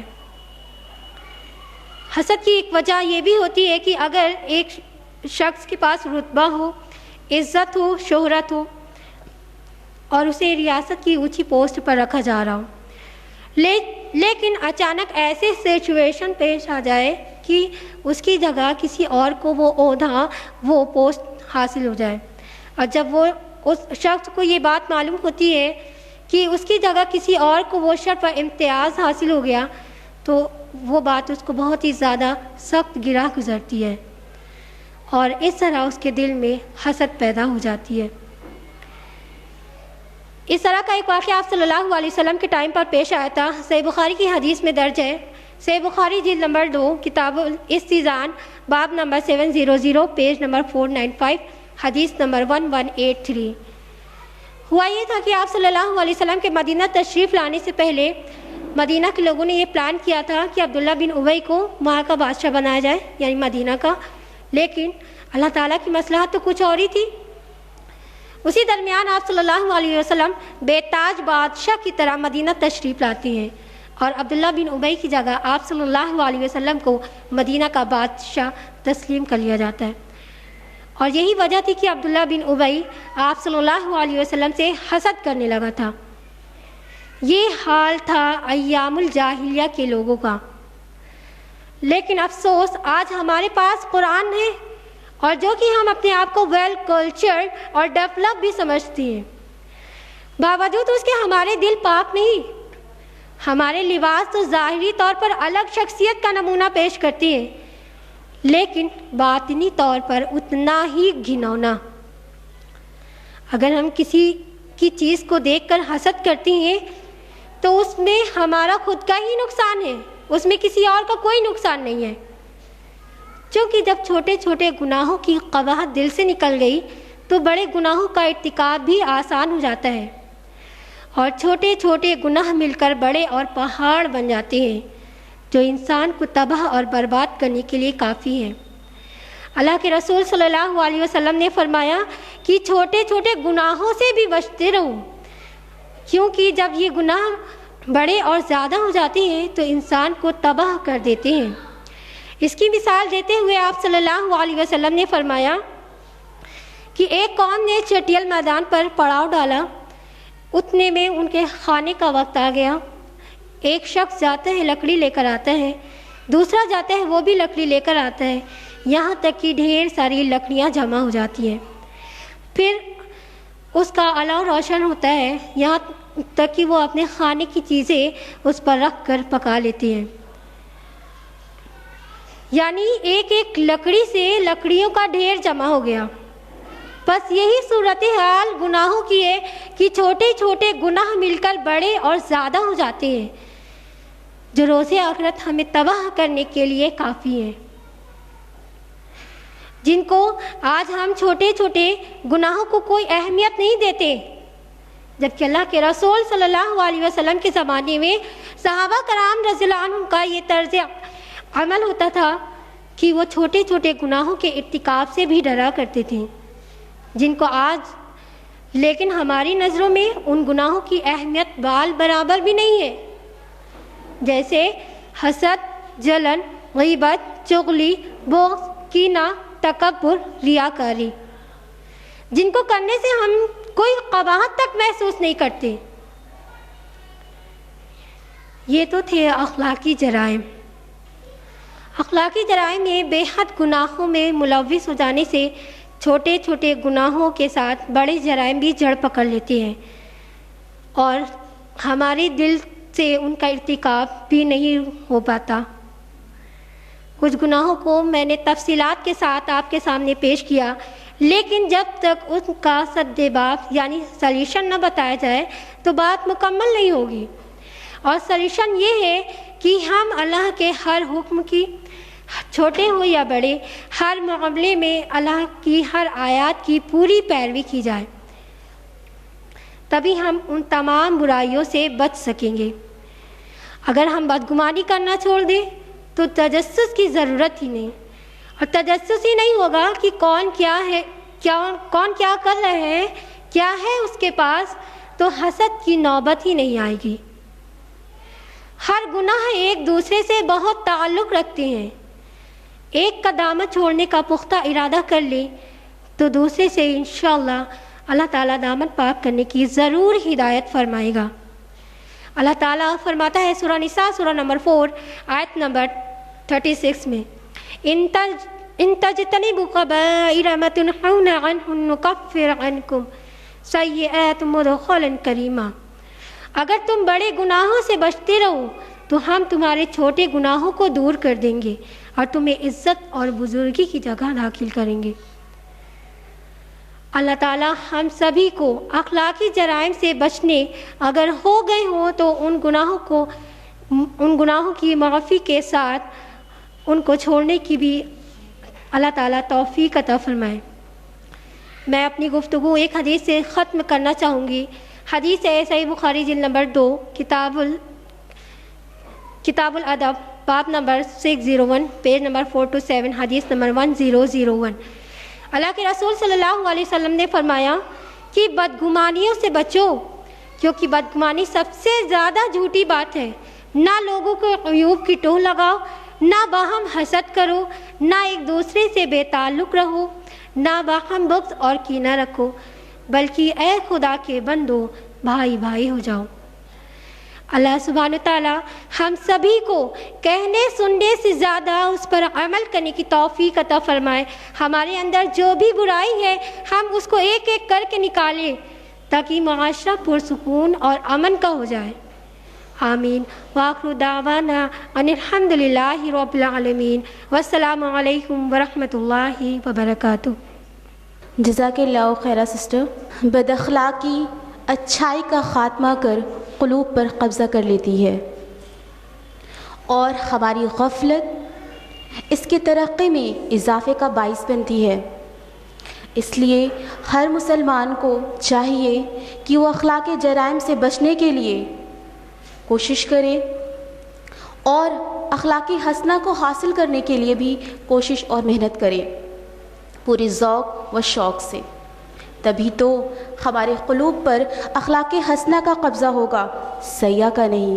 اور اب وقت ہے دوسرے اسپیکر سے گفتگو سننے کا۔ بہن فارحہ بنت حکیم اللہ، ایسی مواقع پر ان کی کئی ملاقاتیں ہیں۔ بہن کی زندگی کا مقصد ہے دین کی خدمت کرنا، تو آئیے تاخیر نہ کرتے ہوئے بہن سے گزارش کرتے ہیں کہ وہ مائک پر آئیں اور اپنے بیان و نصیحتوں سے ہم سب کی اصلاح فرمائیں۔ سسٹر فارحہ بنت حکیم اللہ۔ الحمدللہ الحمدللہ الذی ہدانا لہذا وما کنا لنہتدی لولا ان ہدانا اللہ، والصلاة والسلام علی سیدنا محمد رسول اللہ وعلی آلہ واصحابہ اجمعین، اما بعد فاعوذ باللہ من الشیطان الرجیم، بسم اللہ الرحمن الرحیم۔ فاجتنبوا الرجس من الاوثان واجتنبوا قول الزور۔ بسم اللہ الرحمن الرحیم۔ رب اشرح لی صدری ویسر لی امری واحلل عقدۃ من لسانی یفقہوا قولی۔ معزز خواتین، السلام علیکم ورحمۃ اللہ وبرکاتہ۔ جیسا کہ آپ کو معلوم ہو چکا ہے کہ آج کے اس جلسے کا عنوان ہے اخلاقی جرائم اور ان کا سدباب۔ سسٹر شائستہ نے آپ کو بتایا کہ اخلاقی جرائم کیا ہوتے ہیں، اور انہوں نے ان اخلاقی جرائم سے آپ کو واقف کرایا جو چھپے ہوئے ہوتے ہیں، باطن ہوتے ہیں، لوگوں کے قلوب میں پیوست ہوتے ہیں۔ اور میں انشاءاللہ آپ کو ان اخلاقی جرائم سے واقف کراؤں گی جو ظاہر ہوتے ہیں اور ہماری زبان سے ادا ہوتے ہیں۔ جی ہاں، ویسے تو یہ زبان اللہ سبحانہ و تعالیٰ کی بہت بڑی نعمت ہے، کیونکہ انسان اپنی زبان سے ہی تو اپنے خیالات کا اظہار کرتا ہے۔ اگر ہم خوش ہوں تو اس کا اظہار ہم اپنی زبان سے کرتے ہیں، ناراض ہوں اس کا اظہار بھی اپنی زبان سے ہی کرتے ہیں، کسی کو شکریہ کہنا ہو، کسی کو اپریشیٹ کرنا ہو تو ہم زبان کا ہی استعمال کرتے ہیں۔ گویا یہ زبان انسانوں کو آپس میں کمیونیکیٹ کرنے میں ہیلپ کرتی ہے، دو لوگ آپس میں سمجھ سکتے ہیں ایک دوسرے کو اس زبان کے ذریعے۔ زبان اللہ سبحانہ و تعالیٰ کی بہت بڑی نعمت ہے، لیکن اگر اللہ تعالیٰ کی اسی نعمت کا غلط استعمال کیا جائے تو یہ نعمت نہیں، بہت بڑی زحمت بن سکتی ہے ہمارے لیے۔ اور جب زبان کا غلط استعمال کیا جاتا ہے تو وہ اخلاقی جرائم کی ایک بڑی وجہ بنتی ہے۔ یہ زبان وہ چیز ہے جو چاہے تو انسان کو ثواب عظیم تک پہنچا دے، اور چاہے تو اسی زبان کے ذریعے انسان گناہ عظیم تک پہنچ جائے. کیونکہ نبی اکرم صلی اللہ علیہ وسلم کا ارشاد مبارک ہے درج موطا میں، حضرت بلال بن حارث مزنی رضی اللہ تعالیٰ عنہ روایت کرتے ہیں کہ اللہ کے رسول نے فرمایا، انسان اللہ کی خوشنودی والی ایک بات کہتا ہے اور اسے معلوم نہیں ہوتا کہ اس کی وہ بات کہاں تک جا پہنچے گی، اور اس کے باعث اللہ سبحانہ و تعالیٰ اس شخص کے لیے روز قیامت تک کے لیے اپنی خوشنودی لکھ دیتا ہے. اسی طرح انسان اللہ کو ناراض کرنے والی ایک بات کہہ جاتا ہے اور اسے معلوم نہیں ہوتا کہ اس کی وہ بات کہاں تک جا پہنچے گی، اور اس کے باعث اللہ سبحانہ و تعالیٰ اس شخص کے لیے یوم قیامت تک کے لیے اپنی ناراضگی لکھ دیتا ہے. یعنی ذرا سوچئے، اس زبان کے ذریعے ہم ہمیشہ کے لیے اللہ تعالیٰ کو خوش بھی کر سکتے ہیں، اور اسی زبان کے ذریعے ہمیشہ کے لیے اللہ تعالیٰ کو ناراض بھی کر سکتے ہیں اپنی اسی زبان کے ذریعے. نبی اکرم صلی اللہ علیہ وسلم نے بارہا صحابہ کرام کو زبان پر قابو رکھنے کی تاکید فرمائی ہے. درج ہے ترمذی میں جلد نمبر 2، حضرت سفیان بن عبداللہ ثقفی روایت کرتے ہیں، صفحہ نمبر 64 میں درج ہے، انہوں نے پوچھا، اے اللہ کے رسول، آپ مجھے کوئی ایسی بات بتا دیجئے جسے میں مضبوطی سے پکڑ لوں. نبی اکرم صلی اللہ علیہ وسلم نے فرمایا، تو کہہ کہ میرا پروردگار اللہ ہے اور اس پر قائم رہ. پھر پوچھا، اے اللہ کے رسول، آپ کے نزدیک میرے لیے سب سے زیادہ خطرناک کون سی چیز ہو سکتی ہے؟ نبی اکرم صلی اللہ علیہ وسلم نے اپنی زبان مبارک کو پکڑا اور فرمایا، یہ یعنی کسی بھی انسان کے لیے اس کی زبان سب سے زیادہ خطرناک ہو سکتی ہے، ایسی چیز ہے یہ زبان. حضرت معاذ بن جبل رضی اللہ تعالیٰ عنہ نے پوچھا، اے اللہ کے رسول، کیا لوگوں کی زبان سے نکلی ہوئی باتوں کے بارے میں پوچھ تاچھ ہوگی؟ اللہ کے رسول نے کہا، اے معاذ، یہ لوگوں کی زبان سے نکلی ہوئی باتیں ہی تو ہیں جو اسے ناک کے بل یا منہ کے بل دوزخ میں ڈالیں گی. حضرت عقبہ بن عامر رضی اللہ تعالیٰ عنہ نے پوچھا، اے اللہ کے رسول، نجات کس میں ہے؟ ہماری نجات کیسے ہو؟ نبی اکرم صلی اللہ علیہ وسلم نے فرمایا، اپنی زبان پر قابو رکھ. زبان پر قابو رکھنے کی تاکید فرمائی، کیونکہ یہ زبان ایسی خطرناک چیز ہے کہ اگر اس سے برے الفاظ ادا ہو گئے تو پھر اب چاہے کسی کا دل چیر دے، چاہے کسی کے معاملات خراب کر دے، زبان سے تو نکل چکا. اسی لیے اس پر قابو رکھنے کا حکم دیا. نہ صرف اللہ کے رسول نے بلکہ ہمارے اسلاف نے بھی زبان کے بارے میں تاکید فرمائی ہے. حضرت ابوبکر صدیق رضی اللہ تعالیٰ عنہ فرماتے ہیں کہ مصیبت کی جڑ و بنیاد انسان کی گفتگو ہے. یعنی اگر گفتگو ہی بگڑ گئی، ہم نے اپنی زبان سے غلط الفاظ ادا کر دیے تو پھر ہمارے معاملات بھی بگڑ سکتے ہیں. حضرت عثمان غنی رضی اللہ تعالیٰ عنہ فرماتے ہیں کہ زبان کی لغزش قدموں کی لغزش سے زیادہ خطرناک ہے، اور ہے کیونکہ اگر انسان کے قدم لڑکھڑا جائیں تو وہ اپنے آپ کو سنبھال سکتا ہے، سنبھال سکتا ہے، لیکن اگر انسان کی زبان سے حرف ادا ہو گیا، الفاظ نکل گئے تو واپس لوٹ کر نہیں آ سکتے. اسی طرح حضرت علی کرم اللہ وجہہ فرماتے ہیں کہ زبان وہ درندہ ہے کہ اسے چھوڑ دو تو پھاڑ کھائے. ذرا سوچیے، حضرت علی نے درندے سے تشبیہ دی ہے زبان کو، کیونکہ یہ نہ ادھر دیکھتی ہے نہ ادھر دیکھتی ہے، بس چل جاتی ہے. مزید حضرت علی فرماتے ہیں کہ جس انسان پر اس کی زبان حکمراں ہوتی ہے تو وہی اس کی ہلاکت اور موت کا فیصلہ کرتی ہے. یعنی یوں تو انسان کو اپنی زبان پر حکمراں ہونا چاہیے، جو وہ چاہے زبان وہ کرے، لیکن جس انسان پر اس کی زبان حاکم ہوتی ہے اور وہ نہیں رکتی، نہیں قابو میں آتی، تو وہی اس کی ہلاکت اور موت کا فیصلہ کرتی ہے، انسان کی زبان. حضرت حسن بصری رحمۃ اللہ علیہ نے بڑی اچھی بات فرمائی. فرماتے ہیں کہ ایک عقل مند کی زبان اس کے قلب کے پیچھے ہوتی ہے. جب اسے کچھ کہنا ہوتا ہے تو پہلے وہ قلب کی طرف رجوع کرتا ہے، اگر بات فائدے کی ہوتی ہے تو کہتا ہے، ورنہ رک جاتا ہے. لیکن ایک جاہل کی زبان، ایک جاہل کا قلب اس کی زبان کی نوک پر ہوتا ہے. وہ جب کچھ کہنا ہوتا ہے تو قلب کی طرف رجوع نہیں کرتا، اور جو منہ میں آتا ہے وہ بک جاتا ہے. یعنی بنا سوچے سمجھے بولنے والوں کی مثال جاہل سے دی ہے ہمارے سلف صالحین نے. آئیے دیکھتے ہیں اس زبان سے کون کون سے اخلاقی جرائم پنپتے ہیں. جھوٹ کو ہی لے لیجئے. گناہ کبیرہ، گناہ کبیرہ تو آپ جانتی ہیں نا، بڑے بڑے گناہ، وہ بڑے گناہ جن کی ایسے معافی نہیں اللہ تعالیٰ کے یہاں، جب تک رو رو کر اس کو معاف نہ کروا لیا جائے. اللہ تعالیٰ کے نزدیک اتنا بڑا گناہ ہے. ان گناہ کبیرہ میں جھوٹ بھی شامل ہے. جھوٹ بولنا، جھوٹ بولنے کے لیے منع فرمایا گیا، اور نہ صرف منع فرمایا گیا بلکہ اللہ تعالیٰ نے جھوٹ کی قباحت کو کچھ اس طرح بیان کیا ہے. فرمایا سورہ حج سورۃ نمبر 22 آیت نمبر 30 میں فَاجْتَنِبُوا الرِّجْسَ مِنَ الْأَوْثَانِ وَاجْتَنِبُوا قَوْلَ الزُّورِ، پس بتوں کی گندگی سے بچو اور بہت جھوٹ بولنے سے پرہیز کرو.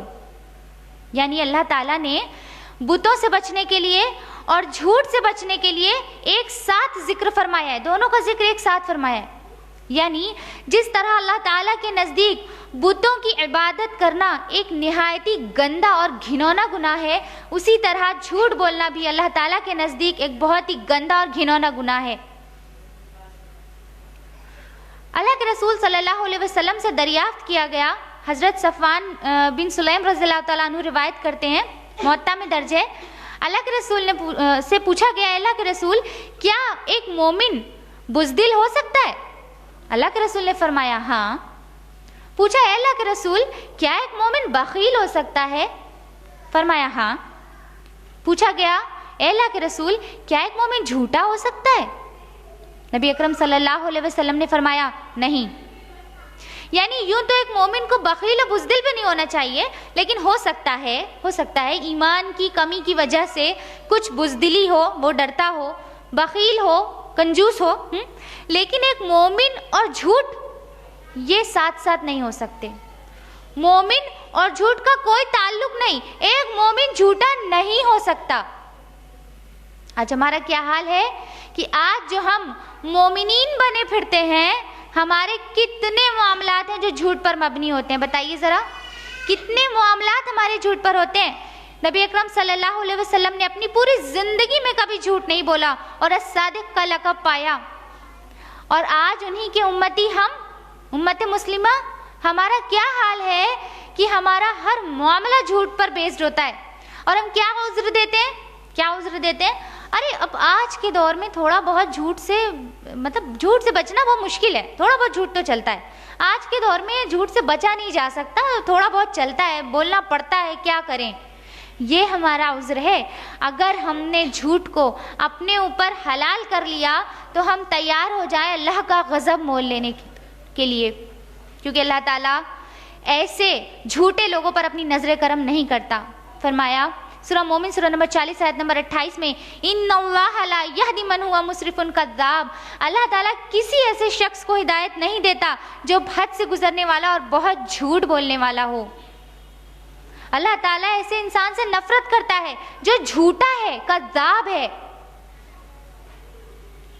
اور نہ صرف کہ انسان اللہ تعالیٰ جو ناراض ہو رہا ہے وہ تو ہو ہی رہا ہے، اس کا غضب ہم پر ٹوٹ رہا ہے، اور ہمارے آس پاس کے جو انسان ہیں وہ بھی ہم سے خوش نہیں رہتے. جھوٹے انسان کا کوئی اعتماد کرتا نہیں، کوئی بھروسہ کرتا نہیں. یہ تو جھوٹ بولتی رہتی ہیں، ان کی تو عادت ہے، پتہ نہیں سچ بول رہی ہیں کہ نہیں. جھوٹے کا کوئی اعتماد تو ہے نہیں. نہ صرف یہ کہ انسان بھی اس سے نفرت کرتے ہیں، بلکہ ایسے جھوٹے انسان کے پاس رحمت کے فرشتے بھی نہیں پھٹکتے. نبی اکرم صلی اللہ علیہ وسلم کا ارشاد مبارک ہے، فرمایا درجہ ترمذی میں کہ جب کوئی بندہ جھوٹ بولتا ہے تو اس کی جھوٹ کی بدبو سے فرشتہ اس سے 1 میل دور چلا جاتا ہے. ذرا سوچئے کہ رحمت کے فرشتے جو اللہ تعالیٰ سے ہمارے لیے دعائے مغفرت کرتے ہیں، اللہ تعالیٰ سے اللہ کا قرب ہمارے لیے مانگتے ہیں، وہ رحمت کے فرشتے ہم سے دور ہو جاتے ہیں. کتنے محروم ہیں. اب تو صرف شیطان ہی بچتا ہے ایک جھوٹے انسان کے پاس. اور جب انسان جھوٹ بولتا رہتا ہے تو وہ اللہ تعالیٰ کے نزدیک جھوٹا لکھ دیا جاتا ہے. جس طرح یہاں دنیا میں اگر ہماری مارک شیٹ پر کسی بھی سیمسٹر میں ریڈ پین سے فیلڈ لکھا ہو تو کیا ہماری مارک شیٹ کسی کو دکھانے لائق رہتی ہے؟ کسی کو دکھاتے ہیں؟ کتنی شرم آتی ہے. اگر ہمارے سرٹیفکیٹ پر بیڈ کیریکٹر لکھا ہو تو پوری مطلب اتنی ذلت و خواری کا سامنا کرنا پڑتا ہے, کسی کو دکھا نہیں سکتے. کتنا افسوس ہوتا ہے اور رونا آتا ہے کہ یہ کیا ہو گیا. اللہ تعالیٰ کے یہاں ہمارا جو سرٹیفکیٹ تیار ہوگا, اگر ہم جھوٹ بولتے رہے تو ہم اس میں جھوٹے لکھ دیے جائیں گے.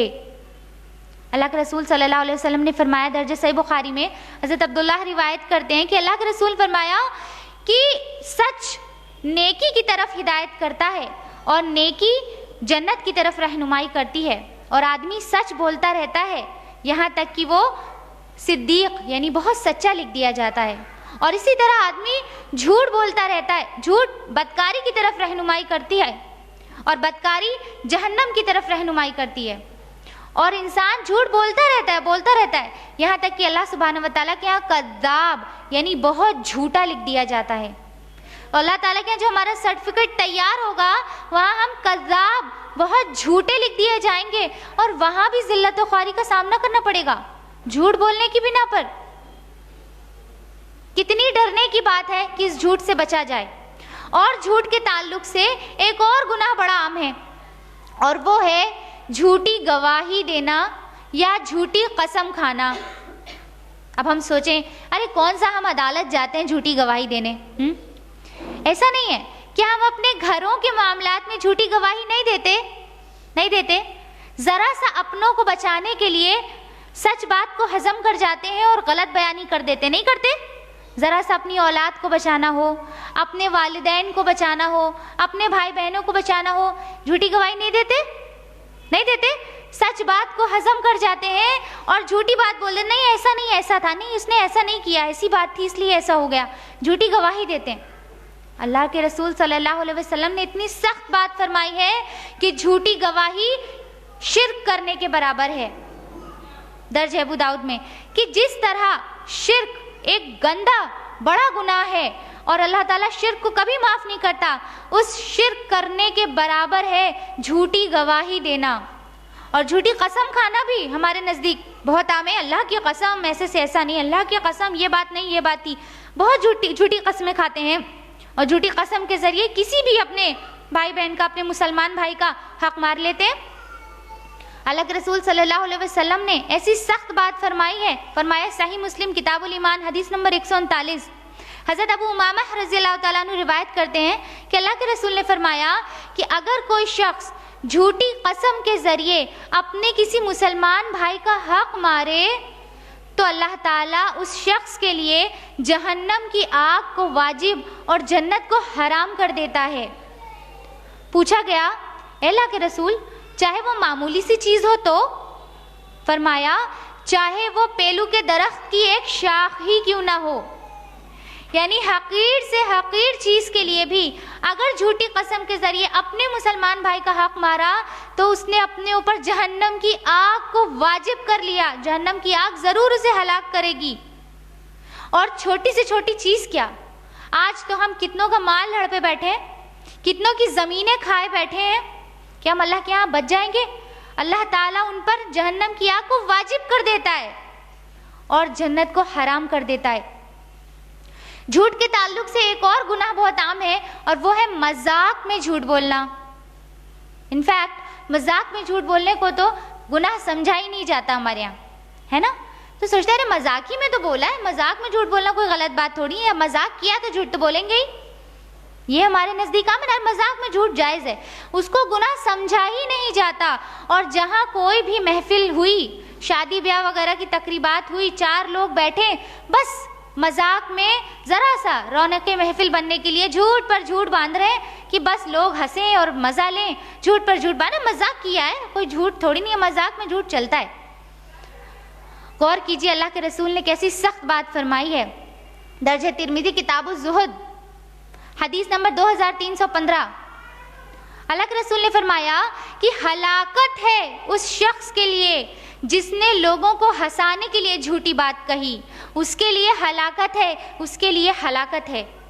3 مرتبہ اللہ کے رسول نے فرمایا کہ ہلاک ہو گیا وہ شخص, تباہ ہو گیا, برباد ہو گیا جس نے صرف ہنسانے کی غرض سے جھوٹ بولا, صرف لوگوں کو ہنسانے کے لیے جھوٹ بولتا ہے.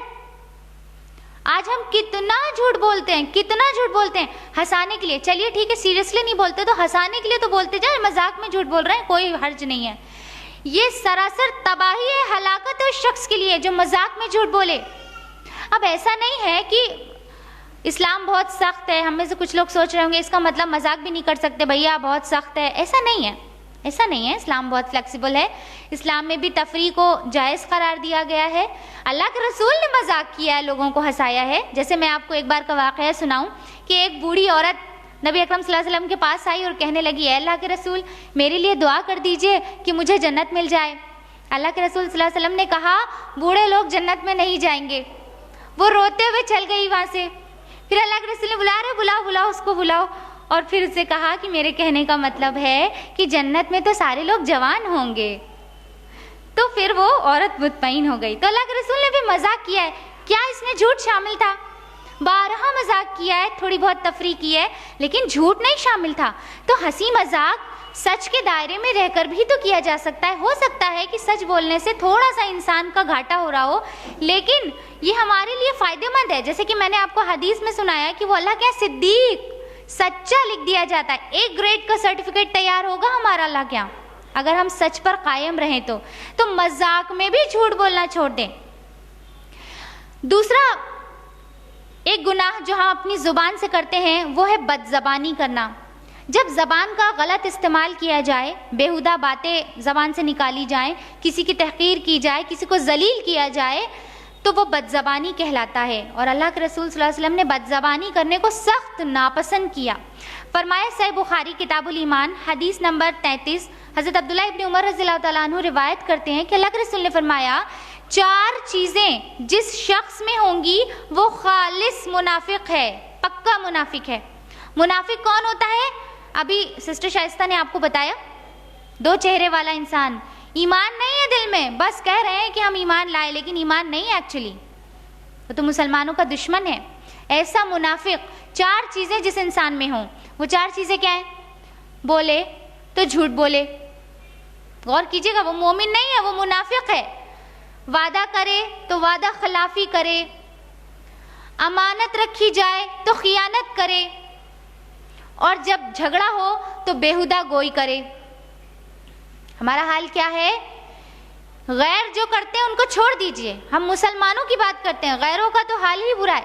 مسلمانوں کا یہ حال ہے کہ جھوٹ بولیں گے تو ہم مسلمان، وعدہ خلافی کریں گے تو ہم آگے، امانت رکھی جائے گی تو خیانت ہم کریں گے، اور اگر جھگڑا ہو تو ظاہر سی بات ہے جھگڑا ہو تو منہ سے پھول تو جھڑیں گے نہیں. جھگڑا ہوگا تو بیہودہ گوئی کریں گے، بیہودہ باتیں کریں گے، سامنے والے کو ذلیل کریں گے، برے الفاظ ادا کریں گے. اللہ کے رسول صلی اللہ علیہ وسلم نے فرمایا وہ مومن نہیں، وہ منافق ہے، خالص پکا منافق ہے ایسا شخص. اللہ کے رسول نے تو اتنا بھی منع فرمایا، درج صحیح بخاری میں حضرت عائشہ روایت کرتی ہیں کہ کچھ یہودی نبی اکرم صلی اللہ علیہ وسلم کے پاس آئے اور السلام علیکم کہنے کے بجائے السلام علیکم کہنے لگے، جس کا مطلب ہوتا ہے تم پر موت آئے، نعوذ باللہ. حضرت عائشہ کو غصہ آ گیا. انہوں نے کہا تم ہی پر موت آئے، تم پر اللہ کا غضب ٹوٹے، تم پر اللہ کی لعنت ہو. اللہ کے رسول نے کہا ٹھہرو اے عائشہ، نرمی کا رویہ اختیار کرو اور بد زبانی سے بچو. ذرا سوچئے کہ یہودی اللہ کے رسول کی شان میں ایسی گستاخی کر رہے تھے، تم پر موت آئے، نعوذ باللہ. حضرت عائشہ کو غصہ آنا ہی تھا. اگر ہم ہوتے تو ہم کہتے کون سا غلط کیا، ٹھیک کیا. انہوں نے کیا کہا؟ صرف اتنا ہی کہا کہ تم ہی پر موت آئے، تم پر اللہ کا غضب ٹوٹے. اللہ کے رسول نے ڈانٹتے ہوئے ان کو روک دیا، اے عائشہ زبان درازی سے بچو، بد زبانی مت کرو. اللہ کے رسول نے اسے ناپسند کیا. نبی اکرم صلی اللہ علیہ وسلم کو کتنا نہیں ستایا گیا. کیا ہم سیرت کم سنتے ہیں؟ بارہا سنتے رہتے ہیں کہ نبی اکرم صلی اللہ علیہ وسلم کو کیسے ستایا گیا، کتنا پریشان کیا گیا، برے لقب دیے گئے، گالیاں دی گئیں، خون بہایا گیا، یہاں تک کہ خون کے پیاسے ہو گئے. لیکن اللہ کے رسول نے کبھی بد زبانی نہیں کی، زبان کا غلط استعمال نہیں کیا، بلکہ منع فرمایا، اس کو سخت ناپسند کیا.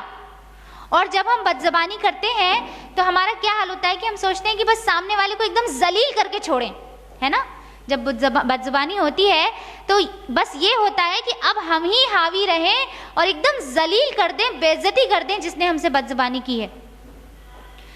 تو جب کوئی انسان کسی کو ذلیل کرتا ہے تو اللہ کے رسول نے کیسی سخت بات فرمائی ہے، دیکھیے درج ابو داؤد میں نبی اکرم صلی اللہ علیہ وسلم فرماتے ہیں کہ جب کوئی شخص کسی مسلمان کی ایسی جگہ بے عزتی کرے جہاں اس کی آبرو ریزی اور توہین ہوتی ہو تو اللہ تعالیٰ بھی اس شخص کو ایسی جگہ رسوا کرے گا جہاں وہ اپنی مدد کا طالب ہو۔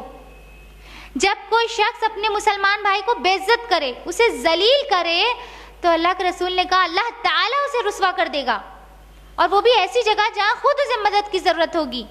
اور کس کی مجال ہے جو کہہ دے کہ اللہ اسے رسوا کرنے پہ آ جائے، اللہ اسے بے عزت کر دے تو وہ اپنی عزت بچا لے؟ کون کہہ سکتا ہے؟ ذرا سوچئے، جب اللہ ذلیل کرنے پہ آ جائے گا تو ہم کہاں منہ چھپائیں گے، کہاں بچ کے جائیں گے؟ کسی کو بھی ذلیل کرنے سے پہلے، کسی کی بھی بے عزتی کرنے سے پہلے اس حدیث پر ضرور غور کر لیں۔ اسی طرح چغلی کرنا بھی اخلاقی جرائم میں شامل ہے۔ جب دو لوگوں کے درمیان لڑائی لگوانے کے لیے، ان میں اختلاف ڈلوانے کے لیے بات ادھر کی ادھر کی جائے، برائیاں کی جائے تو وہ چغلی کہلاتا ہے۔ اور آئیے جانتے ہیں کہ چغلی کرنے والا اللہ تعالیٰ کے نزدیک کیسا ہے، اللہ تعالیٰ اسے کیسا سمجھتا ہے۔ فرمایا مسند احمد میں اللہ کے رسول نے کہ اللہ کے بہترین بندے وہ ہیں جنہیں دیکھو تو اللہ یاد آئے، اور اللہ کے بدترین بندے وہ ہیں جو چغلی کھاتے پھرتے ہیں، دو لوگوں میں لڑائی لگواتے ہیں اور اس تلاش میں رہتے ہیں کہ بے گناہ لوگوں کو آفت میں پھنسائیں۔ چغلی کرنے والا انسان جو لڑائی لگواتا ہے اللہ کے نزدیک بدترین شخص ہے، بدترین سب سے برا شخص ہے۔ اللہ کے رسول صلی اللہ علیہ وسلم نے فرمایا لا يدخل الجنت قطات، صحیح بخاری کتاب الادب حدیث نمبر 6056۔ حضرت حذیفہ فرماتے ہیں کہ اللہ کے رسول نے فرمایا کہ چغل خور جنت میں نہیں جائے گا، چغلی کرنے والا جنت میں نہیں جائے گا۔ چغل خور نمازیں پڑھتا ہو، چغل خور روزے رکھتا ہو، چغل خور بڑے صدقہ و خیرات کرتا ہو، چغل خور جنت میں نہیں جائے گا۔ آج ہمارے گھر گھر، خاندان خاندان کا یہ حال ہے، ہر جگہ کا یہ حال ہے۔ خاص طور سے ہم عورتوں میں یہ چیز بہت عام ہے کہ لڑائی لگوانا، ان کی ان کی لگانا، ان کی ان کی کرنا بہت عام ہے، بہت عام ہے۔ ویسے تو دو لوگوں میں محبت ہی بہت کم ہوتی ہے، لیکن جہاں ہوئی تیسرے کو پریشانی شروع ہو جاتی ہے کہ آخر کیا بات ہے، اور وہ لگ جاتی ہے اس کوشش میں کہ ان کے بیچ جدائی ڈلوا دیں۔ خاندان خاندان میں جدائی ہو جاتی ہے اسی وجہ سے، کیونکہ لوگ ایک دوسرے کی لڑائی لگواتے ہیں۔ ان کی ارے وہ تو آپ کے بارے میں ایسے کہہ رہی تھی، ارے نہیں وہ تو آپ کے پیچھے ایسا بول رہی تھی آپ کو، صرف اس لیے کہ لڑائی لگوا دیں اور ہم صرف مزے لوٹیں، ان کے بیچ لڑائی ہو جائے تو۔ عذاب قبر سے کون نہیں ڈرتا؟ قبر کے عذاب سے تو ہمیں بہت ڈر لگتا ہے، لیکن ایسی لڑائی کروانے والا شخص، ایسے بیچ میں جدائیاں ڈلوانے والے شخص کے بارے میں اللہ کے رسول نے کیا فرمایا؟ درج صحیح بخاری کتاب الادب حدیث نمبر 6054۔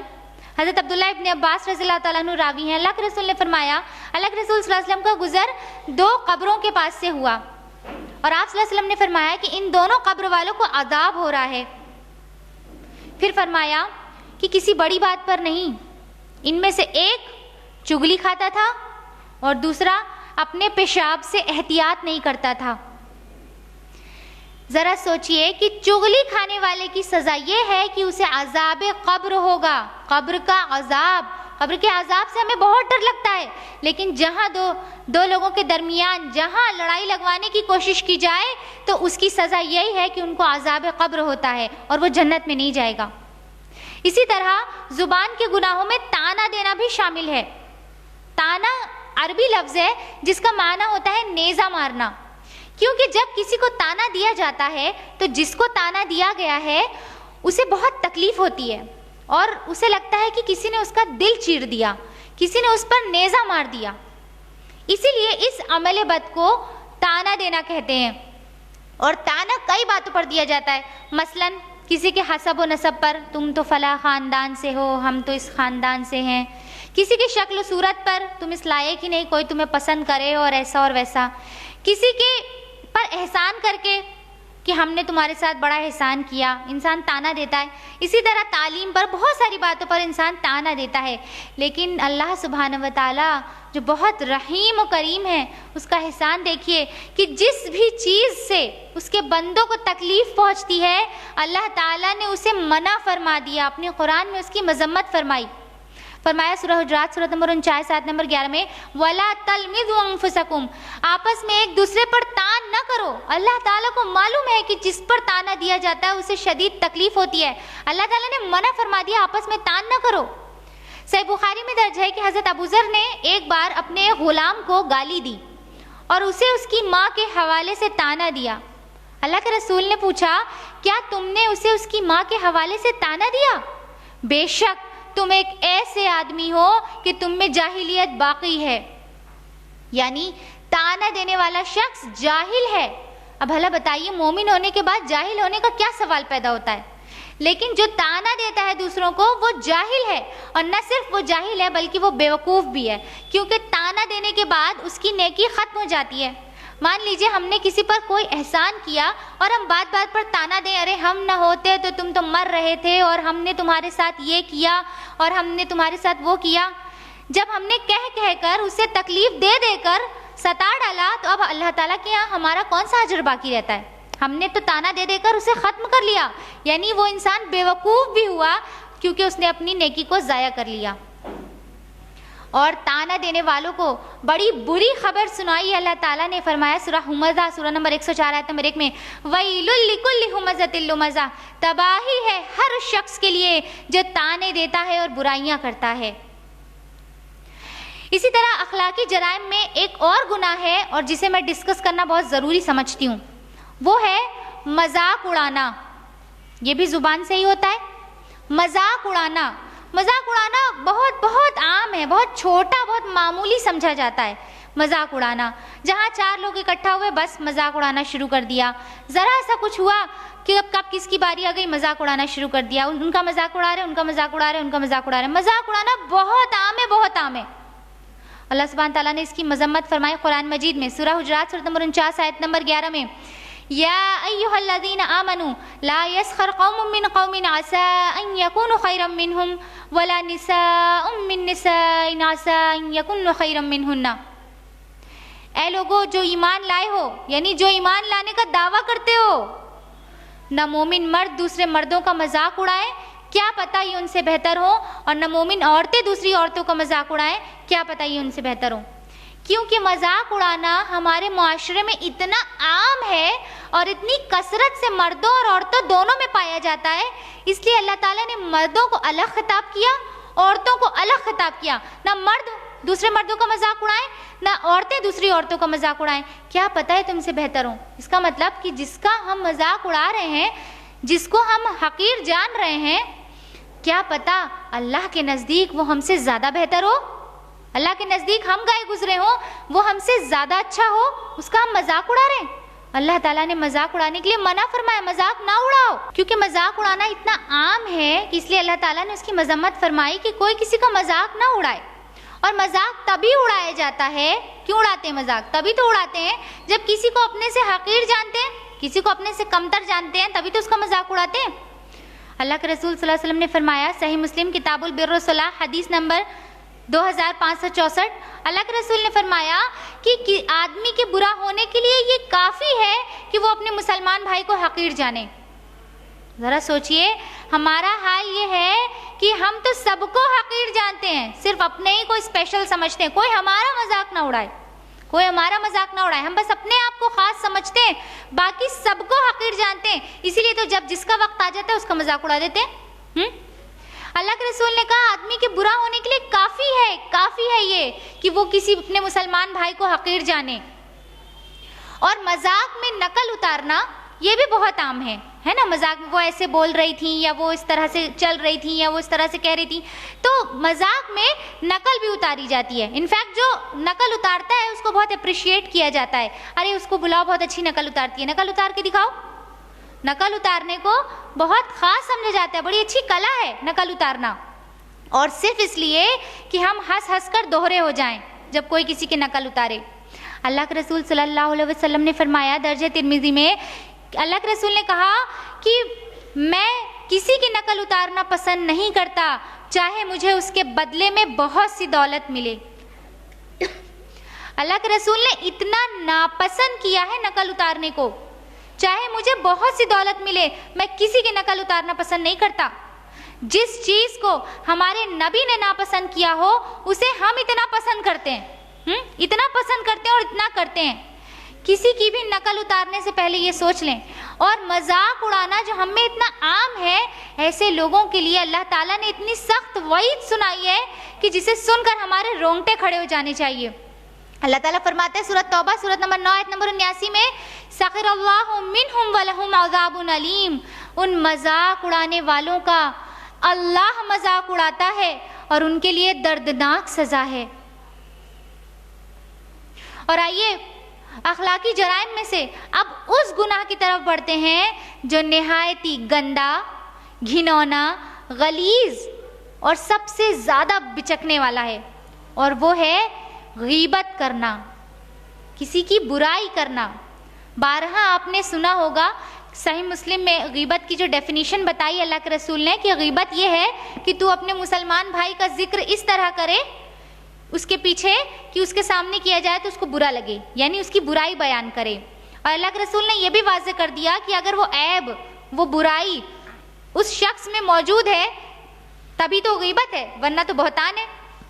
تو کسی کی پیٹھ پیچھے برائی کرنا غیبت کہلاتا ہے، اور یہ اتنا گندا، جیسا کہ میں نے آپ کو کہا غلیظ، گھنونا گناہ ہے کہ اللہ تعالیٰ نے اس سے بچانے کے لیے، اپنے بندوں کو غیبت جیسے گندے گناہ سے بچانے کے لیے ہمیں گھن دلائی ہے۔ اس طرح سے فرمایا سورہ حجرات سورۃ نمبر 49 آیت نمبر 12 میں، وَلَا يَغْتَبْ بَعْضُكُمْ بَعْضًا أَيُحِبُّ أَحَدُكُمْ أَن يَأْكُلَ لَحْمَ أَخِيهِ مَيْتًا فَكَرِهْتُمُوهُ۔ اللہ تعالیٰ فرماتا ہے تم میں سے کوئی کسی کی غیبت نہ کرے، یعنی کوئی تم میں سے ایک دوسرے کی برائی نہ کرے۔ کیا تم اپنے مردار بھائی کا گوشت کھانا پسند کرو گے؟ تم کو اس سے گھن آئے گی۔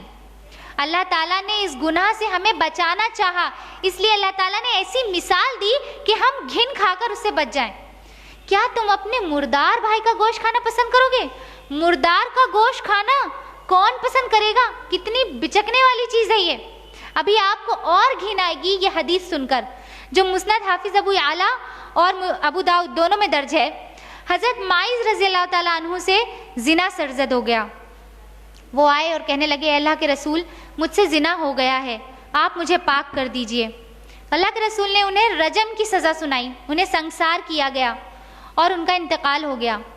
دو شخص وہاں پہ کھڑے تھے اور کہنے لگے کہ دیکھو اس شخص کی تو پردہ پوشی اللہ تعالیٰ نے کر دی تھی، لیکن اس نے خود ہی اپنے گناہ کو 4 لوگوں کے بیچ بتا دیا، اور دیکھو کیسی کتے کی موت مرا۔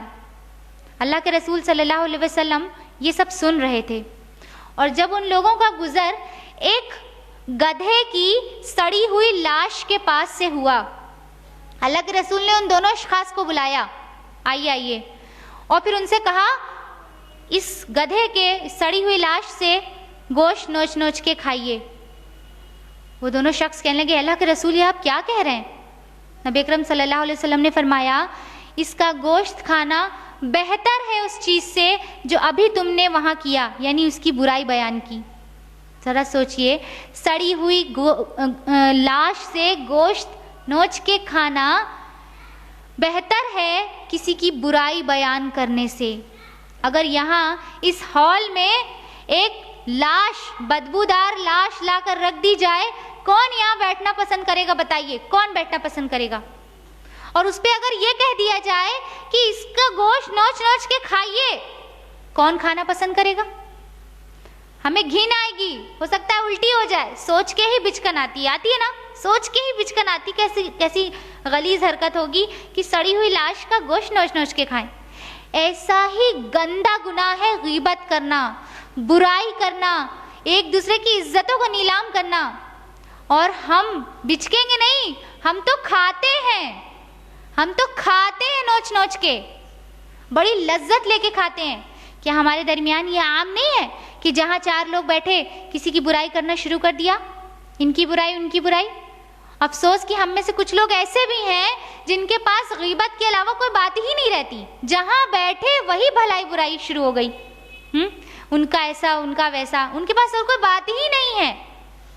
ایسے لوگ ہیں جو سڑی ہوئی لاش کا گوشت نوچ نوچ کے کھاتے ہیں، ایک دوسرے کی عزتوں کو خراب کرتے ہیں، عزت ہی تو خراب کرتے ہیں۔ کسی کی بدنامی کرنا، کسی کی برائی بیان کرنا، وہ تو موجود بھی نہیں ہے کہ کہہ سکے اپنی صفائی میں کہ نہیں میں نے ایسا نہیں کیا، یہ بات ایسی نہیں ایسی تھی۔ جی بھر کے ان کی برائیاں بیان کرتے ہیں تو ہم ان کی عزتیں ہی خراب کرتے ہیں۔ کیا ہم بھول گئے کہ نبی اکرم صلی اللہ علیہ وسلم نے ہمیں آخری وصیت کیا کی تھی؟ کسی کی وصیت کو پورا کرنا کتنا ضروری ہے، کیا ہم یہ نہیں جانتے؟ نبی اکرم صلی اللہ علیہ وسلم نے حجۃ الوداع کے موقع پر ہم مسلمانوں کو کیا وصیت کی تھی؟ آخری وصیت کیا تھی؟ بارہا ہم سنتے ہیں، ہم پھر سے دہرا دیتے ہیں، جو کہ صحیح بخاری میں درج ہے۔ غور سے سنیے، اللہ کے رسول نے فرمایا، اے لوگوں، تمہارے خون، تمہارے مال اور تمہاری عزتیں ہمیشہ کے لیے ایک دوسرے پر حرام کر دی گئیں۔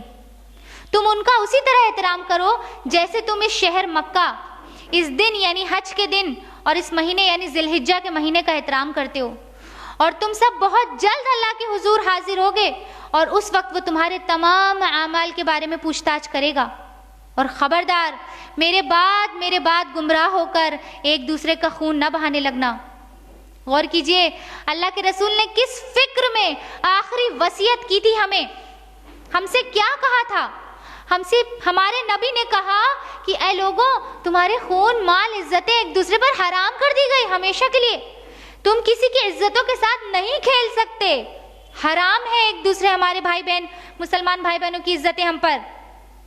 اور کہا کہ تم نہ صرف یہ کہ حرام کر دی بلکہ ایک دوسرے کا احترام کرو، ویسا احترام کرو جیسے تم شہر مکہ کا احترام کرتے ہو، حج کے دن کا احترام کرتے ہو، ذی الحجہ کے مہینے کا احترام کرتے ہو، اس طرح آپس میں ایک دوسرے کی عزتوں کا احترام کرو۔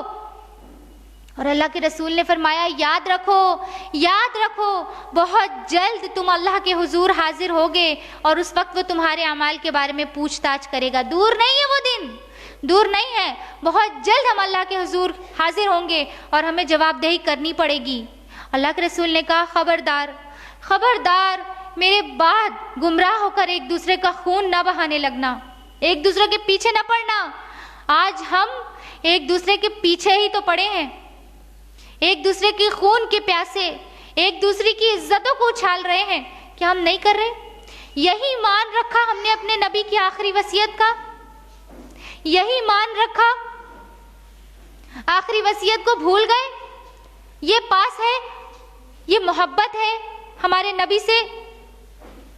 اللہ کے رسول نے تاکید فرمائی، تم پر حرام ہے ایک دوسرے کی عزتیں، ہم ایک دوسرے کو بدنام نہیں کر سکتے، ایک دوسرے کی غیبت و برائیاں نہیں بیان کر سکتے، اور ایسے شخص کا حشر روز آخرت بہت برا ہونے والا ہے۔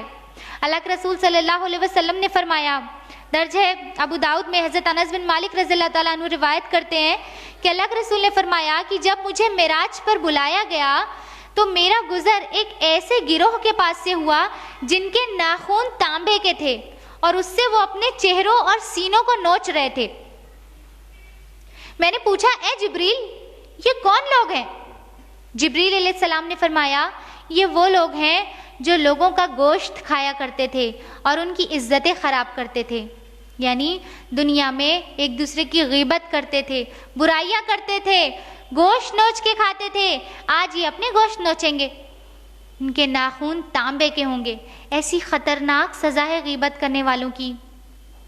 اور غیبت سے اس لیے بھی بچنا چاہیے کیونکہ اللہ کے رسول نے فرمایا کہ غیبت کی برائی اور اس کا گناہ زنا سے بھی زیادہ سخت ہے۔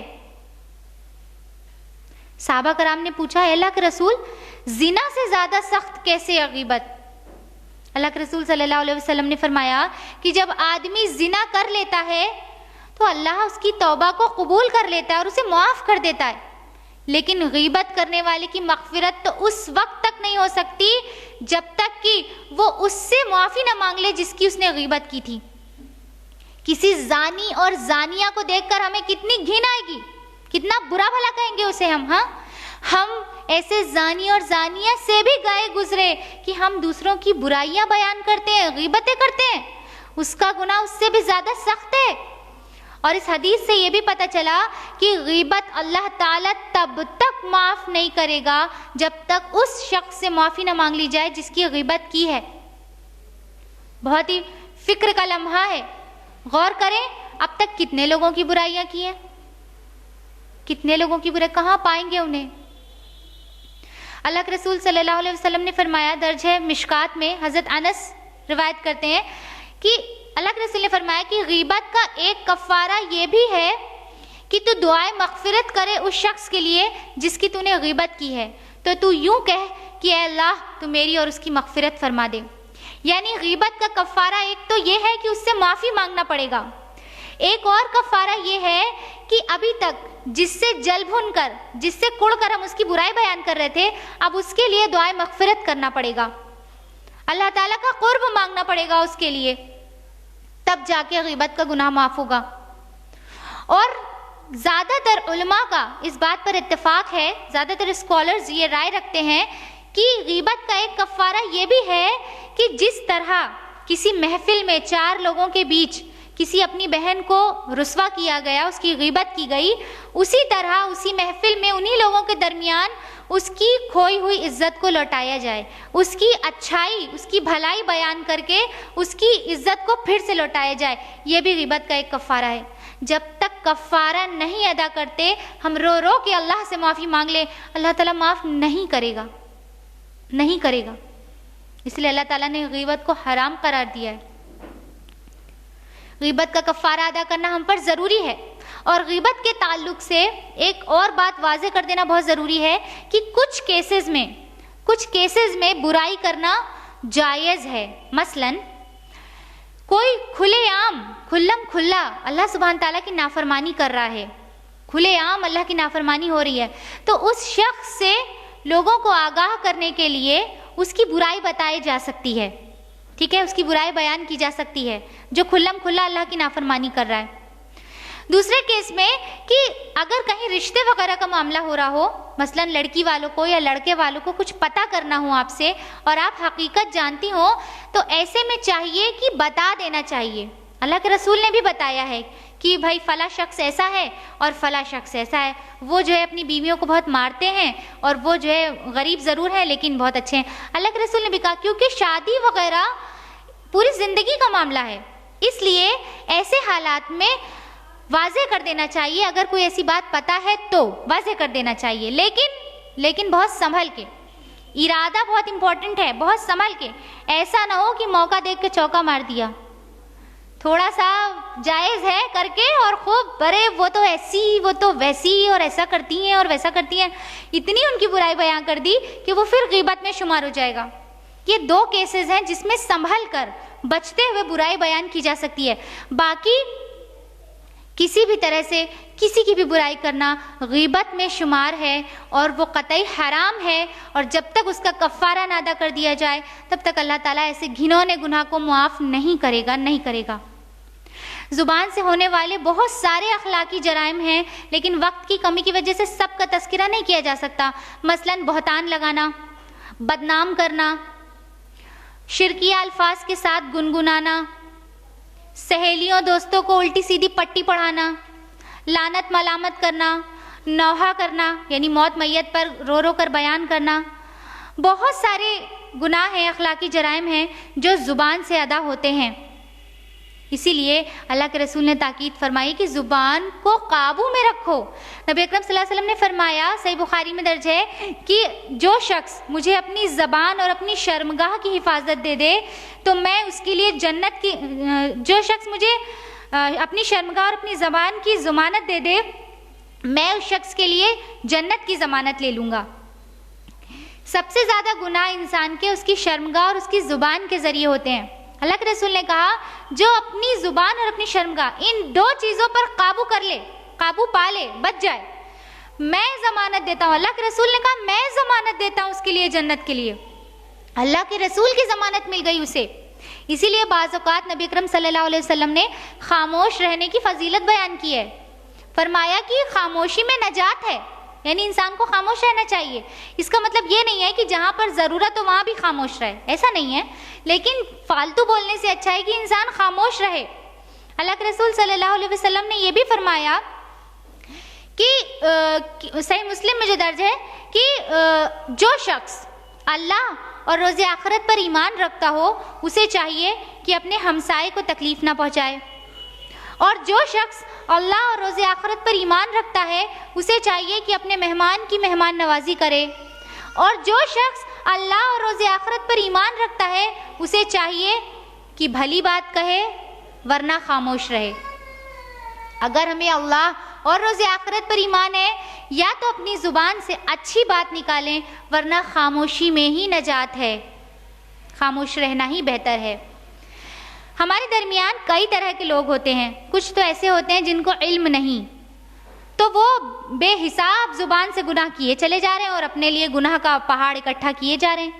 لیکن ہم میں سے کچھ لوگ ایسے بھی ہیں جو جانتے ہیں اور ان اخلاقی جرائم کی قباحت کو سمجھتے ہیں اور اس سے بچنے کی کوشش کرتے ہیں، اپنی زبان کو قابو میں رکھتے ہیں، کافی حد تک کامیاب بھی ہو جاتے ہیں، لیکن پھر بھی بعض اوقات کچھ ایسی سچویشن آ جاتی ہے کہ زبان اتنی طوطا چشم، اتنی نافرمان ہو جاتی ہے کہ چلی جاتی ہے۔ ہوتا ہے نا، بہت بار روکتے ہیں لیکن نہیں ہو پاتا اور وہ بس پھسل ہی جاتی ہے اور زبان چل ہی جاتی ہے۔ ہوتا ہے نا ہمارے پیچھے ایسا، چاہنے کے باوجود ایسا لگتا ہی نہیں کہ زبان ہمارا ہی اعضا ہے، ہم اسے روک ہی نہیں پاتے، بالکل نافرمان ہو جاتی ہے اور چل جاتی ہے۔ اس سے بچنے کا کیا حل ہے، کیا سلیوشن ہے؟ کسی بھی برے عمل سے بچنے کا جو سلیوشن ہے وہ یہ، ایک تو سسٹر شائستہ نے آپ کو بتایا کہ قرآن کی پوری تعمیل کی جائے، اس کے حکم کی پورے طور سے ایک آیات کو پڑھا اور اس کو مانا جائے، اس پر عمل کیا جائے۔ ایک اور سلیوشن یہ ہے کہ انسان جہنم کا خوف رکھے اپنے دل میں اور جنت کو پانے کی للک رکھے اپنے دل میں۔ جب تک انسان جنت میں جانے کا شوق نہ رکھے گا اور جہنم سے ڈرے گا نہیں، وہ کسی بھی برے عمل سے نہیں بچ سکتا۔ لیکن آپ کہیں گی کہ کون جہنم اور جنت پر ایمان نہیں رکھتا ہے نا، پھر بھی برائی ہو جاتی ہے۔ ہم سب، کون یہاں پہ جتنی بھی خواتین بیٹھی ہیں، کون ایسی خاتون ہوگی جو جنت میں جانے کا شوق نہ رکھتی ہو، اور کون ایسی خاتون ہوگی جو جہنم سے ڈرتی نہ ہو؟ ہم ڈرتے ہیں، پھر بھی برے عمل کیوں ہو جاتے ہیں؟ اس کی وجہ یہ ہے کہ ہم جنت اور جہنم کو مانتے تو ہیں مگر اسے بہت بعید سمجھتے ہیں، دور سمجھتے ہیں کہ ہاں ہے تو، مگر جب ہوگا تو دیکھا جائے گا، اور اسی لیے ہم رک نہیں پاتے۔ لیکن ایک ایسی چیز میں آپ کو بتاؤں جسے نہ ہم بعید سمجھتے ہیں نہ قریب سمجھتے ہیں، ہمیں نہیں پتا کہ وہ دور ہے کہ قریب ہے، لیکن وہ ہونی ہے، اس پر سب کا ایمان ہے، اور وہ ہے موت، انسان کی موت، ہمارا ایمان ہے۔ اور آپ سب میری اس بات سے اتفاق رکھیں گی کہ کس کو کب موت آنی ہے اسے پتہ نہیں ہے۔ ابھی یہاں اس ہال میں موت آئے گی، کچھ گھنٹے بعد آئے گی، کچھ ہفتوں بعد، کچھ مہینوں بعد، یا کچھ سالوں بعد۔ کیا کسی کو پتہ ہے اس کی موت کا وقت کب مقرر ہے؟ نہیں پتہ نا۔ لیکن ہر انسان موت سے ڈرتا ہے، ہر کوئی موت سے ڈرتا ہے۔ کیوں؟ کیونکہ اس پر تو پکا ایمان ہے، پتہ ہے کہ موت کے بعد ہمارا سارا کچا چٹھا کھول کر رکھ دیا جائے گا۔ اب نیک عمل تو سمیٹے نہیں ہیں، برے عمل زیادہ ہیں۔ ہر انسان موت سے ڈرتا ہے کیونکہ اسے پتہ ہے کہ مرنے کے بعد ہمارا سب کھول دیا جائے گا اور پھر ہمارا وہ کبھی نہ ختم ہونے والا عذاب کا سلسلہ شروع ہو جائے گا۔ اس لیے ہر انسان موت سے ڈرتا ہے۔ اگر اس کا سلیوشن جو میرے سمجھ میں آیا کہ اگر ہم صرف اپنی موت کو روز یاد رکھیں، کچھ دیر غور و فکر کریں صرف اپنی موت کے تعلق سے۔ ہمارے درمیان بہت لوگ ہیں، ہمارے رشتہ دار ہیں، ہمارے جان پہچان والے جو مرتے رہتے ہیں، خبر ملتی رہتی ہے نا، ان کا انتقال ہو گیا، ان کا انتقال ہو گیا۔ اس سے سبق لیں اور سوچیں کہ ہمارا بھی نمبر آنے والا ہے، ہمارا بھی وقت آنے والا ہے، تو ہم نے کیا سمیٹا ہے۔ اگر ہم اپنی موت کو یاد رکھیں گے تو ہم کافی حد تک اپنی زبان کو کنٹرول میں کر سکتے ہیں۔ کتنا بھی سرگوشی کرنا چاہے گی ہم اسے روک لیں گے۔ یاد رکھ، ہر آن آخر موت ہے، مت بن انجان آخر موت ہے۔ عیش و غم میں صابر و شاکر رہے، ہے وہی انسان آخر موت ہے۔ ہمیں موت آنی ہی آنی ہے، ہم موت سے بھاگ کر نہیں جا سکتے۔ مر گیا فرعون اور قارون مر گیا، مر گیا حامان، آخر موت ہے۔ ہو گیا اگر تو سکندر وقت کا، پھر بھی تو اے سلطان آخر موت ہے۔ زور و طاقت میں کوئی تجھ سا نہیں، رستم دوران آخر موت ہے۔ حکم خالق کے بجا لا تو تمام، دیکھ لے قرآن آخر موت ہے۔ اس سرائے ہستی فانی میں ہم دم کے ہیں مہمان، آخر موت ہے۔ بارہا مسلم ہم تجھے سمجھا چکے، تو مان یا مت مان آخر موت ہے۔ موت تو ہونی ہی ہے، کہاں بھاگ کر جائیں گے، کہاں بچ کر جائیں گے؟ بجائے اس غم میں ہم گھلے کہ موت سے کہاں بچے، عقل مندی اس میں ہے کہ اس جو موت کے بعد جو عذاب شروع ہونے والا ہے اس سے بچنے کی فکر کریں۔ اور بچنے کا طریقہ یہ ہے اپنی زبان کو قابو میں رکھیں، کیونکہ بہت زیادہ اس زبان سے گناہ سمیٹتے ہیں ہم۔ غم کرنے کی ضرورت نہیں ہے، زبان اللہ تعالیٰ کی نعمت تھی اور ہے اور ہمیشہ رہے گی، کیونکہ جس زبان سے ہم گناہ سمیٹ رہے ہیں اس سے ہم بہت ساری نیکی بھی سمیٹ سکتے ہیں۔ زبان سے حق گوئی کرنا، حق بات کہنا نیکی سمیٹنے کا ذریعہ ہے، جس طرح وہ تو ہماری سمجھ ہے کہ ہم اس سے گناہ سمیٹتے ہیں کہ نیکی سمیٹتے ہیں۔ تو غم نہ کریں، زبان بہت بڑی نعمت ہے، بہت سارا ثواب اکٹھا کر سکتے ہیں، لیکن اگر اپنی موت کو یاد رکھیں گے تو زبان کا غلط استعمال کرنے سے رک جائیں گے۔ اگر ہم اپنی موت کو یاد رکھیں گے تو اسی زبان سے طعنہ دینے کے بجائے ہم دلجوئی کرنا شروع کر دیں گے۔ اگر ہم اپنی موت کو یاد رکھیں گے تو غیبت و چغلی کرنے کے بجائے امر بالمعروف یعنی لوگوں کو نیکی کی طرف بلانے لگ جائیں گے، قرآن کی طرف بلانے لگ جائیں گے۔ اگر ہم اپنی موت کو یاد رکھیں گے تو اسی زبان سے جھوٹ بولنے کے بجائے نہی عن المنکر یعنی لوگوں کو برائی سے روکنے لگ جائیں گے۔ اگر ہم اپنی موت کو یاد رکھیں گے تو اسی زبان سے بدزبانی کرنے کے بجائے میٹھی گفتگو کرنے لگ جائیں گے۔ اگر ہم اپنی موت کو یاد رکھیں گے تو اسی زبان سے بے حیائی کرنے کے بجائے، فحش گوئی کرنے کے بجائے اللہ کی تسبیحات بیان کرنے لگ جائیں گے۔ اگر ہم اپنی موت کو یاد رکھیں گے تو بات یہاں پر ختم نہیں ہوتی کہ ہم نے کہا اور ہم اپنے گھر گئے اور آپ نے سنا اور آپ اپنے گھر گئیں اور کسی کے عمل میں کچھ نہ آیا تو کہنا اور سننا سب بیکار ہے۔ لیکن اگر ہم اس سے ڈرے ہیں تو ایمان کا تقاضا یہ ہے کہ اب ہم کچھ پلاننگ کریں۔ کیا سوچا ہے ہم نے؟ کچھ پلاننگ کریں کہ ہمیں فکر جاگی ہے تو ہم پیپر اور پین لے کر بیٹھیں اور آگے کی پلاننگ کریں ہمیں کرنا کیا ہے، کس طرح اپنی زبان کو قابو میں رکھنا ہے، کس طرح روز اپنی موت کو یاد رکھیں تو اس گناہ سے ہم بچ سکتے ہیں۔ اس کا سلیوشن ہونا چاہیے، صرف بات کہہ دی جائے اور سن لی جائے اور وہیں پر ختم ہو جائے تو کوئی فائدہ نہیں ہے، کوئی فائدہ نہیں ہے۔ اور اللہ کے بہترین بندے وہ ہیں جو بات کو سنتے ہیں اور فوراً اپنا لیتے ہیں۔ تو آپ سب سے ہماری یہ گزارش ہے کہ آپ بھی اور ہم بھی اپنے اپنے لیول پہ پلاننگ کریں اور سوچیں کہ اب ان اخلاقی جرائم سے کیسے بچنا ہے، کیسے ان سے نجات پانی ہے۔ ہم اپنی بات کو ختم کرنا چاہیں گے اللہ کے رسول صلی اللہ علیہ وسلم کے ارشاد مبارک کے ساتھ، جو کہ ترمذی میں ہے، حضرت عبداللہ جس کے راوی ہیں۔ اللہ کے رسول نے مومن کی ڈیفینیشن بتائی ہے، مومن کیا ہوتا ہے۔ اب ہم غور سے سوچیں کہ ہم اس حدیث پر کتنے فٹ بیٹھتے ہیں اور نہیں بیٹھتے تو اب ہمیں کتنا محنت کرنی ہے۔ اللہ کے رسول نے فرمایا مومن نہ بہت تانے دینے والا ہوتا ہے، مومن نہ بہت لعنت کرنے والا ہوتا ہے، مومن نہ فحش باتیں کرنے والا ہوتا ہے، اور مومن نہ زبان دراز ہوتا ہے۔ اللہ تعالیٰ ہم سب کو مومنانہ صفات اپنانے کی توفیق دے۔ وآخر الدعوانا ان الحمدللہ رب العالمین۔ جزاک اللہ خیرہ بہن۔ فانی انسان کی زندگی محدود ہے، زمین پر اس کے دن گنے چنے ہیں، پھر بھی انسان کی ایسی غفلت کہ مانو اسے موت ہی نہیں آنی۔ آج ایک بار پھر سے ہمیں جگانے کی کوشش کی گئی، ہمیں احساس دلایا گیا کہ ہم ہوش میں آ جائیں اور برائیوں سے آلودہ اپنے قلوب کو الوداع کہہ دیں اور اچھی عادتوں کو ضمیر میں قید کر لیں۔ اور ایسا کرنا ہمارے لیے اس لیے بھی ضروری ہے کیونکہ ہم جانتے ہیں کہ اخلاق سیئہ ہمارے لیے کتنا نقصان دہ ہے اور اخلاق حسنہ ہمارے لیے کس قدر فائدہ مند ہے۔ یہ جلسہ تب تک بے سود ہے جب تک کہ ہم اخلاق حسنہ کو حاصل کرنے کے لیے محنت نہ کریں اور اخلاق سیئہ سے بچنے کی کوشش نہ کریں۔ اگر کوشش ہوگی تو اللہ بھی مدد فرمائے گا۔ علامہ اقبال بھی فرماتے ہیں، تدبیر کی دست ذرے سے تقدیر درخشاں ہوتی ہے، قدرت مدد فرماتی ہے جب کوشش انسان ہوتی ہے۔ یہ دونوں ہی اسپیکرز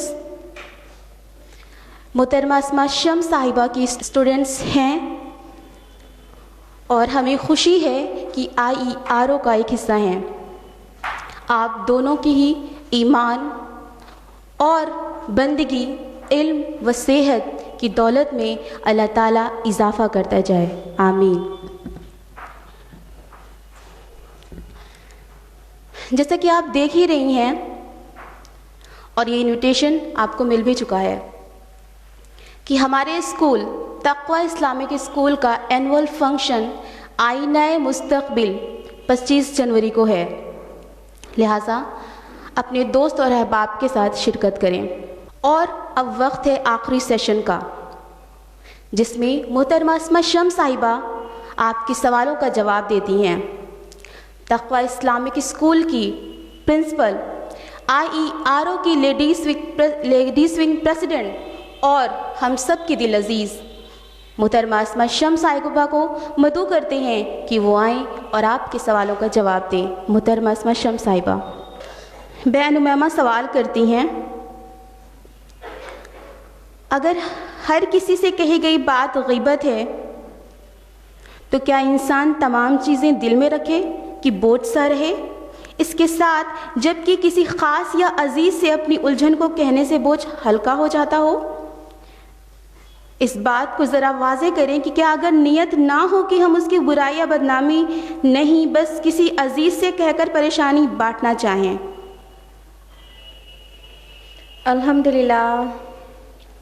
الحمدللہ وحدہ والصلاة والسلام علی من لا نبی بعدہ۔ اعوذ باللہ من الشیطان الرجیم، بسم اللہ الرحمن الرحیم۔ اکمل المؤمنین ایمانا احسنہم خلقا۔ بسم اللہ الرحمن الرحیم۔ رب اشرح لی صدری ویسر لی امری واحلل عقدۃ من لسانی یفقہوا قولی۔ عزیز سامعین، السلام علیکم ورحمۃ اللہ وبرکاتہ۔ جیسا کہ آپ لوگ دیکھ ہی رہی ہیں، وقت بہت زیادہ ہو چکا ہے، بہت کم سوالات لیں گے اور بہت مختصر جواب دیں گے۔ پہلا سوال ہے کہ کیا دل کی بات بھی کسی سے شیئر کرنا غیبت ہے؟ تو کیا ایسے میں بھی غیبت نہ کی جائے اور بوجھ دل پر رکھا جائے، یا کسی اپنے سے شیئر کر کے بوجھ ہلکا کیا جا سکتا ہے؟ خصوصاً اگر نیت بھی غیبت کرنے کی نہ ہو تو ایسا کیا جا سکتا ہے کیا؟ بہن، ہم آپ کو بیسٹ آپشن بتانا چاہیں گے۔ یقیناً دل کی بات کسی سے کہہ دینے سے دل ہلکا ہوتا ہے، لیکن اگر بات سے اس کی برائی ظاہر ہوتی ہے اور اس کی بدنامی ہوتی ہے تو اس سے بہت بہتر یہ ہے جو درگزر چیز ہے اسے اپنایا جائے، کیونکہ اللہ تعالیٰ بھی درگزر کرنے والوں کو درگزر کرتا ہے۔ اللہ سبحانہ تعالیٰ کا فرمان ہے سورہ نور سورہ نمبر 24 آیت نمبر 22 میں، وَلْيَعْفُوا وَلْيَصْفَحُوا أَلَا تُحِبُّونَ أَن يَغْفِرَ اللَّهُ لَكُمْ، اور معاف کرو اور درگزر کرو، اور تم کیا یہ نہیں چاہتے کہ تمہارا اللہ تمہارے گناہ معاف کرے؟ تو اگر کسی کی بات دل میں لگی ہوئی ہے، تکلیف پہنچ رہی ہے، تو اس سے بہتر آپشن کیا کسی کے ساتھ شیئر کر کے اس کی توہین کر دی جائے۔ اس سے بہتر یہ ہے کہ درگزر کیا جائے، اور اس میں شوق سے درگزر کرنا چاہیے، تاکہ ہم اپنے آپ کو تو خوب اچھی طرح جانتے ہیں کہ ہم خود کتنے گناہگار ہیں۔ تو اگر ہم چاہتے ہیں ہمارا اللہ ہمارے گناہوں کی پردہ پوشی کرے، ہمیں معاف کرے، ہم سے درگزر کرے، ہماری توبہ قبول کر لے، تو ہم لوگوں کے گناہوں کو معاف کرے، یہ بیسٹ آپشن ہے۔ لیکن اگر اپنی بات کسی سے شیئر کریں، دوسرے کی بے عزتی نہیں ہو رہی ہے، دوسرے کا نام نہیں خراب ہو رہا ہے، تو شیئر کر سکتے ہیں۔ اور نیت کا بہت زیادہ دخل ہے، نیت اگر امیج خراب کرنے کی ہوئی تو وہ پھر غیبت کی قباحت اس میں شامل ہو جائے گی۔ نیت کی تفصیلات میں ہم جاننا نہیں چاہتے ہیں، اصل میں عام انسان کے لیے بہت آسان نہیں ہے کہ اپنی نیت کو اچھی طرح ریڈ کر سکے۔ کئی بار بہت لائٹلی لیا جاتا ہے، لوگ سمجھتے ہیں کہ میری نیت یہ نہیں ہے، ہم اس لیے کر رہے ہیں، لیکن دل میں جو اندر جو ہمارا نفس ہے، نفس امارہ، وہ کہیں نہ کہیں کسی کو بدنام کرنا چاہتا ہے۔ اس لیے نیت کے لیے تو بہت کانشیس رہیں، اور ہم آپ کو بیسٹ آپشن ہی سجھائیں گے کہ بیسٹ یہ ہے کہ درگزر سے کام لیں، پردہ پوشی بھی کریں اور معاف بھی کر دیں۔ بہن سلام کرتی ہیں اور لکھتی ہیں، بدگمانی کیا ہے؟ اسے آسان لفظوں میں واضح کریں جس سے کہ یہاں پر موجود ساری خواتین اسے اچھی طرح سمجھیں۔ اور لکھتی ہیں، کیا بغیر تحقیق کے کسی کی بات کو صحیح ماننا چاہیے؟ بہن کا دو سوال ہے، ایک یہ کہ بدگمانی کیا ہے، آسان لفظوں میں واضح کریں، اور دوسرا یہ کہ کیا کسی کی بات کو بغیر تحقیق کے فارورڈ کرنا چاہیے، اگلے تک پہنچانا چاہیے۔ تو بدگمانی ابھی آپ کو بتایا گیا ہے پہلے اسپیکر کے ذریعے کہ کسی کے بارے میں برا گمان کرنا، بری بات سوچنا کہ وہ ہمارے مخالف ہیں، وہ تو ہمارا برا ہی چاہتے ہیں، یہ لگاتار اس طرح کی چیزیں سوچنا، یہ بدگمانی کہلاتا ہے۔ یعنی کسی کے بارے میں نیگیٹو تھنکنگ رکھنا، یہ بدگمانی کہلاتا ہے، اور اللہ تعالیٰ نے اس سے روکا ہے، کہا ان بعض الظن اثم، یقین جانو بعض بدگمانیاں گناہ ہیں، سورہ الحجرات سورہ نمبر 49 آیت نمبر 11۔ تو اس طرح سے بعض بدگمانی جو چیز ریپیٹڈلی آ رہی ہے اور خلاف آ رہی ہے اور اپنی سوچ کے اوپر مبنی ہے، وہ چیزیں گناہ ہیں۔ اگلا سوال یہ ہے کہ کیا کسی کی بات کو بغیر تحقیق کے آگے بڑھانا چاہیے؟ بالکل نہیں، اور نہ یقین کرنا چاہیے، نہ آگے بڑھانا چاہیے، خصوصاً جب انسان جھوٹا ہو، فاسق و فاجر ہو، کیونکہ اللہ سبحانہ تعالیٰ کا فرمان ہے سورہ الحجرات سورہ نمبر 49 آیت نمبر 6 میں کہ اور جب کوئی فاسق تمہیں خبر دے تو اس کی تحقیق کر لیا کرو۔ تو انسان کا یہ فرض بنتا ہے کہ کوئی خبر کہیں سے سننے میں آئی ہے تو اس کی تحقیق کرے کہ وہ صحیح بھی ہے کہ نہیں، اور جو انسان نے کہی ہے اس انسان کے کردار و اخلاق کی بھی تحقیق ہونی چاہیے کہ وہ انسان جھوٹا تو نہیں ہے۔ تو جھوٹے انسان کی بات کو وہیں کے وہیں چھوڑ دینا چاہیے، اسے فارورڈ نہیں کرنا چاہیے، نہ یقین کرنا چاہیے، یہی طریقہ ہے۔ کیونکہ اللہ کے رسول صلی اللہ علیہ وسلم کی احادیث کے کلیکشن جو کہ صحیح مسلم ہے، اس میں ابو سعید خدری رضی اللہ عنہ فرماتے ہیں کہ شیطان ایسا کرتا ہے کہ انسان کے بھیس میں آ کے محفلوں میں جا کے ایسی باتیں کرتا ہے اور بدگمانی پھیلاتا ہے، پھر اس کے بعد لوگ جب منتشر ہو جاتے ہیں، آپس میں الگ الگ ہو جاتے ہیں، تو کوئی کہہ رہا ہوتا ہے کہ میں نے ایک بات فلاں شخص سے سنی ہے، میں اس کا چہرہ تو پہچانتا ہوں لیکن نام نہیں جانتا۔ تو یہ کام شیطانی کام ہے، یہ کام شیطانی کام ہے کہ محفلوں میں کچھ ایسی باتیں کرنا، انسان پہچانتا بھی نہیں، چہرہ پہچان جائے گا لیکن نام نہیں جانتا، تو یہ شیطان یہ کام کرتا ہے۔ تو اس لیے جو باتیں سامنے والے سے لگ رہا ہے کہ وہ جھوٹا ہے یا وہ انسان کردار اور اخلاق کا عمدہ نہیں ہے، تو ایسی باتوں کو رد کر دینا اور نہیں فارورڈ کرنا ہی بہت عقل مندی کا کام ہے۔ وقت بہت زیادہ ہو گیا ہے، غالباً سوالات اور ہوں گے لیکن اور نہیں لینا چاہیں گے کیونکہ آپ میں سے بعض کو لیٹ ہو رہا ہوگا، آج کے لیٹ نہیں۔ جزاکم اللہ خیر، السلام علیکم ورحمۃ اللہ وبرکاتہ۔ جزاک اللہ خیرہ۔ ہم شکریہ ادا کرتے ہیں آپ تمام خواتین کا، آج کے اسپیکرز کا، کہ اللہ تعالی ہم سب کو ڈھیر ساری نیکیاں دے اور ڈھیر سارا اس کا بدل دے۔ سبحانک اللہم و بحمدک، اشہد ان لا الہ الا انت، استغفرک و اتوب الیک۔ السلام علیکم ورحمۃ اللہ وبرکاتہ۔